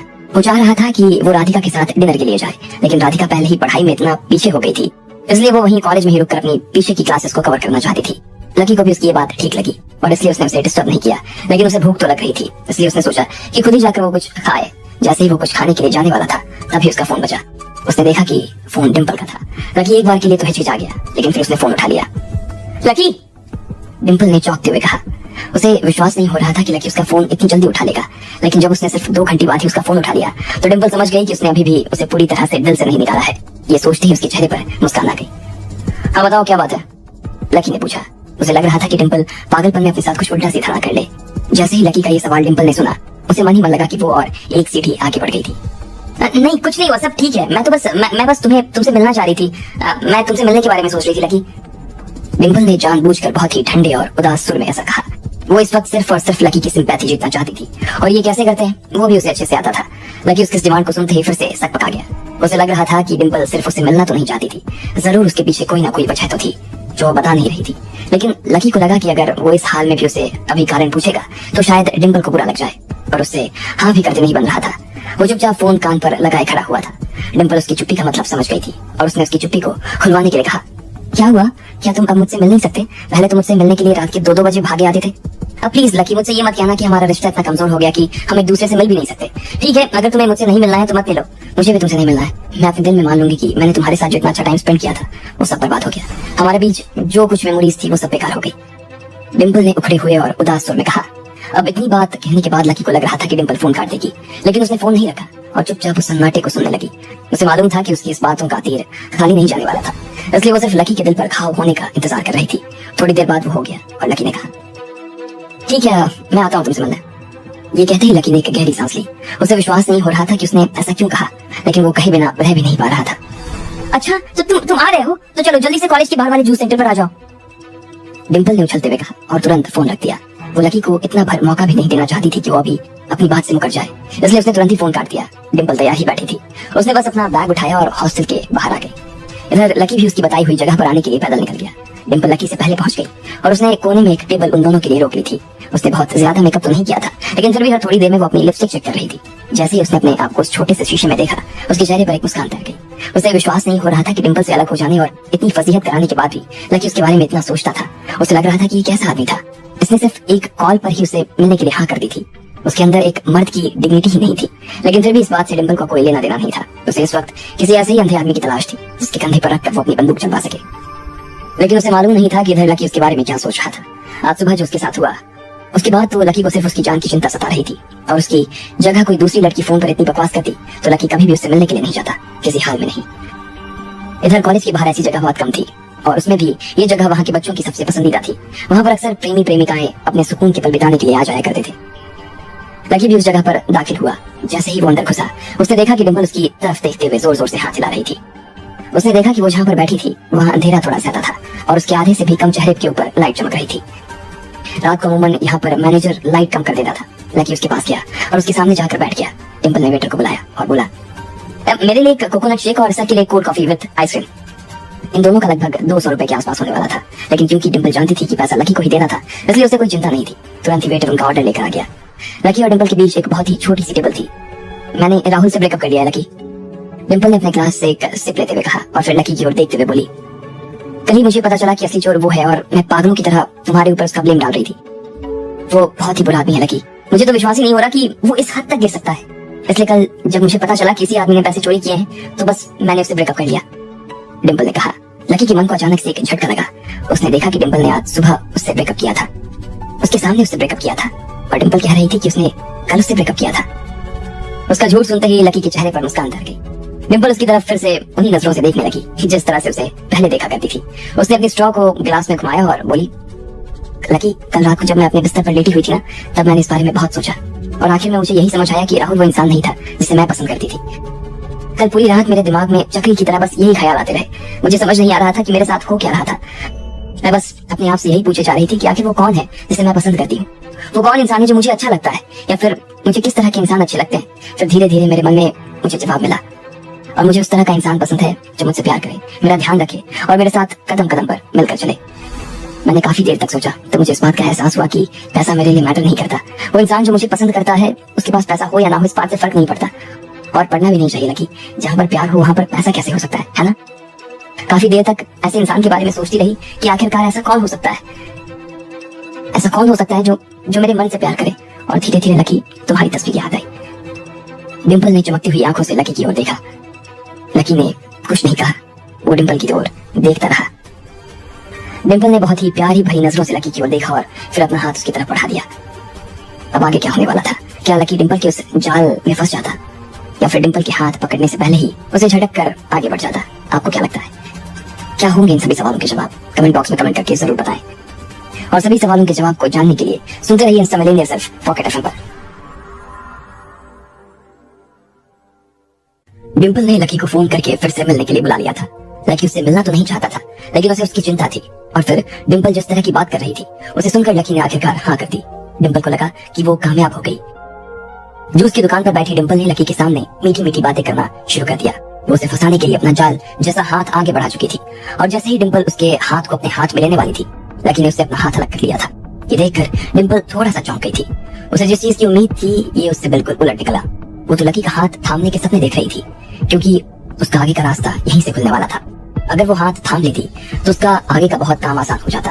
लेकिन जब ऐसा नहीं हुआ तो डिम्पल मुस्कुराते हुए लकी की तरफ देखने लगी। इधर लकी भी हंसते हुए डिम्पल की ओर देखे जा रहा था। राहुल के चक्कर में मुझे छोड़ के गई थी ना, अब जब राहुल नहीं है तो फिर से मेरा हाथ पकड़ना चाहती हो, लकी ने अपने आप से मन ही मन कहा। उसके मन की गांठ अभी खुली नहीं थी। इधर डिम्पल भी मन ही मन उसे गाली दिए जा रही थी। उसे लग रहा था कि लकी सिर्फ हाथ पकड़ने में नहीं मानने वाला था, शायद वो इससे कुछ ज्यादा चाहता था। उसे तो लग रहा था कि लकी सिर्फ एक ईमानदार आदमी था, लेकिन यहाँ तो ईमानदार होने के साथ साथ वो चालाक भी नजर आ रहा था। कहीं इसे पता तो नहीं चल गया कि मैं इससे पैसे मांगने वाली हूँ? छोड़ो, इसके साथ बड़ा गेम खेलते हैं, डिम्पल ने अपने आप से कहा और फिर लकी की आंखों में देखते हुए बोली, लकी पता है शायद तुम्हें यकीन ना हो, लेकिन मैं जब भी राहुल के साथ होती थी ना, मैं तब भी सिर्फ तुम्हारे बारे में सोचती थी। मुझे तो अंदर ही अंदर ये महसूस होता था कि मैं राहुल के साथ नहीं रहना चाहती हूँ, लेकिन उसके साथ रहना मेरी मजबूरी बन गई थी। ऐसा लगने लगा जैसा मेरा मन नहीं, कहीं बस शरीर ही यहाँ पर है। डिम्पल ने काफी गंभीर भाव से लकी को देखते हुए कहा, लेकिन लकी ने उसकी इस गेंद को भी आराम से डिफेंड कर लिया। वो मन ही मन उसकी सारी चालाकियां समझ रहा था। ऐसी कौन सी मजबूरियां थी जो उसका शरीर राहुल की तरफ भागे जा रहा था? ऐसा क्या कारण था जो वो अपने शरीर को नहीं रोक पा रही थी? लकी सिर्फ सुना नहीं जा रहा था, इसलिए उसने अपनी कॉफी का एक घूंट लिया और बोला, अच्छा ऐसी बात है तो फिर तुम राहुल के साथ उसके घर पर क्यों गई थी? ये सुनते ही डिम्पल के चेहरे पर बर्फ जम गई। उसकी बात सुनकर डिम्पल को यही लग रहा था कि वो राहुल और डिम्पल के बीच जो कुछ भी था उसे भूला नहीं था। डिम्पल उसके शब्दों से आसानी से समझ पा रही थी कि वो किस तरफ इशारा कर रहा था। लकी देखो, मैं जानती हूँ कि तुम्हें अभी भी किस बात पर गुस्सा आ रहा था, और पता है मैं भी इस बारे में अभी खुद बैठकर सोचती हूँ। तो मुझे लगता है कि उस वक्त मुझे क्या हो गया था, मैं इतनी पागल कैसे हो गई? मैं तुम्हें छोड़कर ऐसे किसी इंसान के पास कैसे जा सकती थी जो कि इतना वाहियात हो? मैं गधी थी लकी, उस वक्त मेरा दिमाग काम करना बंद कर चुका था, इससे पहले कि लकी उसके बारे में ऐसी कोई बात कहता, डिम्पल ने अपनी तरफ से खुद ही इस तरह की बात करके खुद को सेव कर लिया था। और वो सिर्फ यहीं पर नहीं रुकी, उसने लकी की सिंपैथी लेने के लिए खुद के गाल पर ही चांटा मारना शुरू कर दिया। अरे अरे नहीं डिम्पल रुको। जब लकी ने देखा कि वो जोर जोर से अपने आप को थप्पड़ मारे जा रही थी तो उसने उसे रोकने के लिए अपना हाथ आगे की ओर बढ़ा दिया। डिम्पल को उसकी यह हरकत काफी अच्छी लगी। लकी ने जैसे ही ऐसा किया वो समझ गई कि लकी के दिल में अभी भी उसके लिए कुछ तो था। जिस तरह से वो डिम्पल को अपनी हाथ से मार खाता हुआ नहीं देख सकता था, उसे साफ पता चल रहा था कि उसे बुरा लग रहा था। अब तुम मेरे हाथ से बचकर नहीं निकल पाओगे लकी, डिम्पल ने कहा और मन ही मन मुस्कुराने लगी। इसके बाद उसने 1 सेकंड की भी देर नहीं लगाई और सीधा लकी की कलाई को पकड़ लिया। लकी, मैं तुम्हें एक राज बताना चाहती हूँ। भले ही मैं और राहुल एक साथ उस घर में थे, उसके कमरे में थे, लेकिन फिर भी हम दोनों के बीच कुछ नहीं हुआ था। तुम्हें पता है हम दोनों के बीच ऐसा कुछ क्यों नहीं हुआ? डिम्पल ने पूछा और फिर पलक झुकाते हुए लकी की ओर देखने लगी। वो देखना चाह रही थी कि क्या लकी उसकी कहानी के साथ वैसे ही चल पा रहा था जैसे वो उसे ले जाना चाह रही थी। जब उसने देखा कि लकी बिल्कुल वैसा ही कर रहा था तो उसने आगे कहा, क्योंकि वो एक बेकार इंसान है, मतलब बेकार। उसकी बॉडी और ऐसे अकड़ों से चेहरे की तरफ मत जाओ। असल में मैं जानती हूँ कि वो कितना बेकार आदमी है। जब भी हम दोनों एक साथ होते और मैं अपने कपड़े उसके सामने उतारने को होती इससे पहले कि डिम्पल आगे कुछ कहती, लकी ने खुद उसकी बातों को बीच में ही काटते हुए कहा, डिम्पल। और वो उसकी ओर बड़ी बड़ी आंखों से देखने लगा। अगर डिम्पल राहुल को गाली दे रही थी तो इसका मजा लकी को भी आ रहा था। मुझे उसने कभी टच नहीं किया लकी, डिम्पल ने शर्माते हुए कहा। लकी को अंदर ही अंदर इस बात पर हंसी आ रही थी। वो उस शाम को याद कर रहा था जब लकी मेडिकल की दुकान पर काम करता था और वो राहुल और डिम्पल को हार्ट प्ले कॉन्डम का पैकेट देने के लिए उस होटल में गया था, जहाँ उसे पहली बार पता चला कि अब डिम्पल किसी और के साथ हो गई थी। वो वहीं मन उसके ऊपर हंस रहा था। वो लकी को यह विश्वास दिलाने के लिए बहुत मेहनत कर रही थी कि उसके दिल में सिवाय लकी की और कोई नहीं था, लेकिन लकी भी आंखों देखी मक्खी नहीं निकल सकता था। आज सुबह इन दोनों के बीच जो कुछ हुआ वो उसने देख लिया था। जो बातें उन्होंने एक दूसरे से की थी वो भी लकी ने सुन ली थी, इसलिए अब उसे डिम्पल के कहे किसी भी शब्द के ऊपर विश्वास नहीं हो रहा था। डिम्पल प्लीज काम की बात पर आओ और सच सच बताओ, लकी ने मन ही मन अपने आप से कहा। डिम्पल लकी को ऐसे ही चुपचाप बैठे हुए देख रही थी। उसने जो कहा था वो सही कहा था, फिर भी लकी के चेहरे पर इस बात से कोई हलचल नहीं हुई थी। वो अभी तक उसकी तरफ बढ़ा ही नहीं। उसने इस बारे में उससे एक शब्द नहीं कहा। इस बात को लेकर डिम्पल को काफी अजीब महसूस हो रहा था।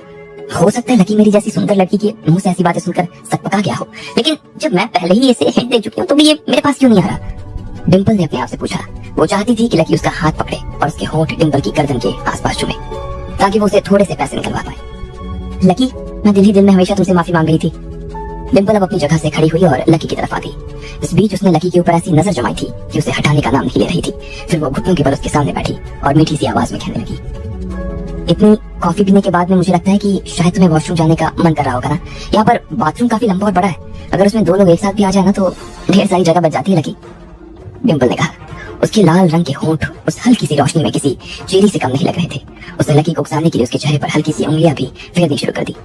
चलो ना लकी, चलते हैं, डिम्पल ने कहा और फिर अपना होंठ शरारत भरे अंदाज में काट लिया। वो लकी से क्या चाह रही थी ये उसकी आंखों में साफ चमक रहा था, लेकिन अगर लकी की जगह यहाँ पर कोई और लड़का होता तो वो अभी तक तो डिम्पल को अपने साथ खींचकर बाथरूम में ले जा चुका होता। लेकिन इधर लकी ने ठीक इसका उल्टा डिम्पल की उंगलियों को अपने गालों पर से नीचे हटाया और मुस्कुराते हुए बोला, नहीं, मुझे वॉशरूम जाने की जरूरत नहीं लग रही, अगर तुम जाना चाहती हो तो जा सकती हो। डिम्पल उसके मुंह से ये बात सुनकर फिर से झटका खा गई। उसे अब गुस्सा आ रहा था। जिस आदमी को उसने खुद अपनी जिंदगी से लात मारकर बाहर निकाल दिया था, आज वो उसी आदमी के सामने घुटनों के बल बैठी थी, लेकिन वो आदमी था कि उसे भाव नहीं दे रहा था। उसके मना करने के पीछे की वजह डिम्पल को समझ नहीं आ रही थी। उसे लग रहा था कि उस जैसी सुंदर लड़की उसके पैरों में बैठी थी और वो मानने को राजी नहीं हो रहा था। लेकिन जो भी हो, लकी कुछ भी कह रहा हो, लेकिन डिम्पल अब इस हद तक आ जाने के बाद में हार नहीं मानना चाहती थी।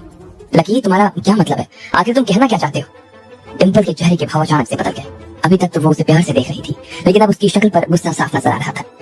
नहीं, मैं तुमसे कुछ कहना नहीं चाहता, मैं तो बस ये सोच रहा हूँ कि तुम्हें थोड़ा शालीन हो जाने की जरूरत है डिम्पल, लकी ने कहा। उसने भी मुस्कुराना बंद कर दिया। जिस तरह की बात अब डिम्पल ने उससे की थी, उससे सुनने के बाद लकी को दिल ही दिल में बहुत बुरा लग रहा था। डिम्पल ने सोचा कि जब उसने उसके सामने ये कह दिया तो वो खुद आगे से बोली, अच्छा तो इसका मतलब है कि तुम अब मुझे पसंद नहीं करते हो, सही बात है ना? अगर तुम सिर्फ एक बार बोलोगे लकी कि डिम्पल वापस आ जाओ तो सच में मैं तुम्हारे पास आ जाऊंगी, अभी मैं तैयार हूँ इसके लिए लकी, डिम्पल ने घबराते हुए कहा और अपना हाथ लकी की ओर बढ़ाने लगी।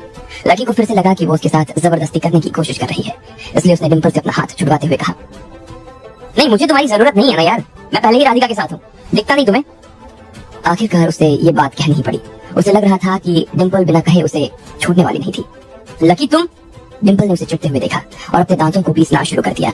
इससे पहले लकी उसके लिए कोई पालतू कुत्ता था जिसे वो अपने इशारे पर कहीं भी नचा सकती थी, भगा सकती थी, लेकिन अब जब वो खुद लकी के सामने बिछी हुई थी तो भी लकी जैसा कचरा भी उसकी तरफ देखने का नाम नहीं ले रहा था। डिम्पल को खुद महसूस हो रहा था कि वो भी किसी पालतू कुत्ते से कम नहीं रह गई थी। जो भी आ रहा था उसके साथ खेल कर चला जा रहा था। उसे ये ख्याल आते ही सबसे पहले उसे अपने ऊपर ही दया आई और उसके गाल पर आंसू ढुलक कर नीचे गिरने लगे। लेकिन डिम्पल ने उन्हें लकी से छुपाते हुए उन्हें बीच में ही रोक लिया।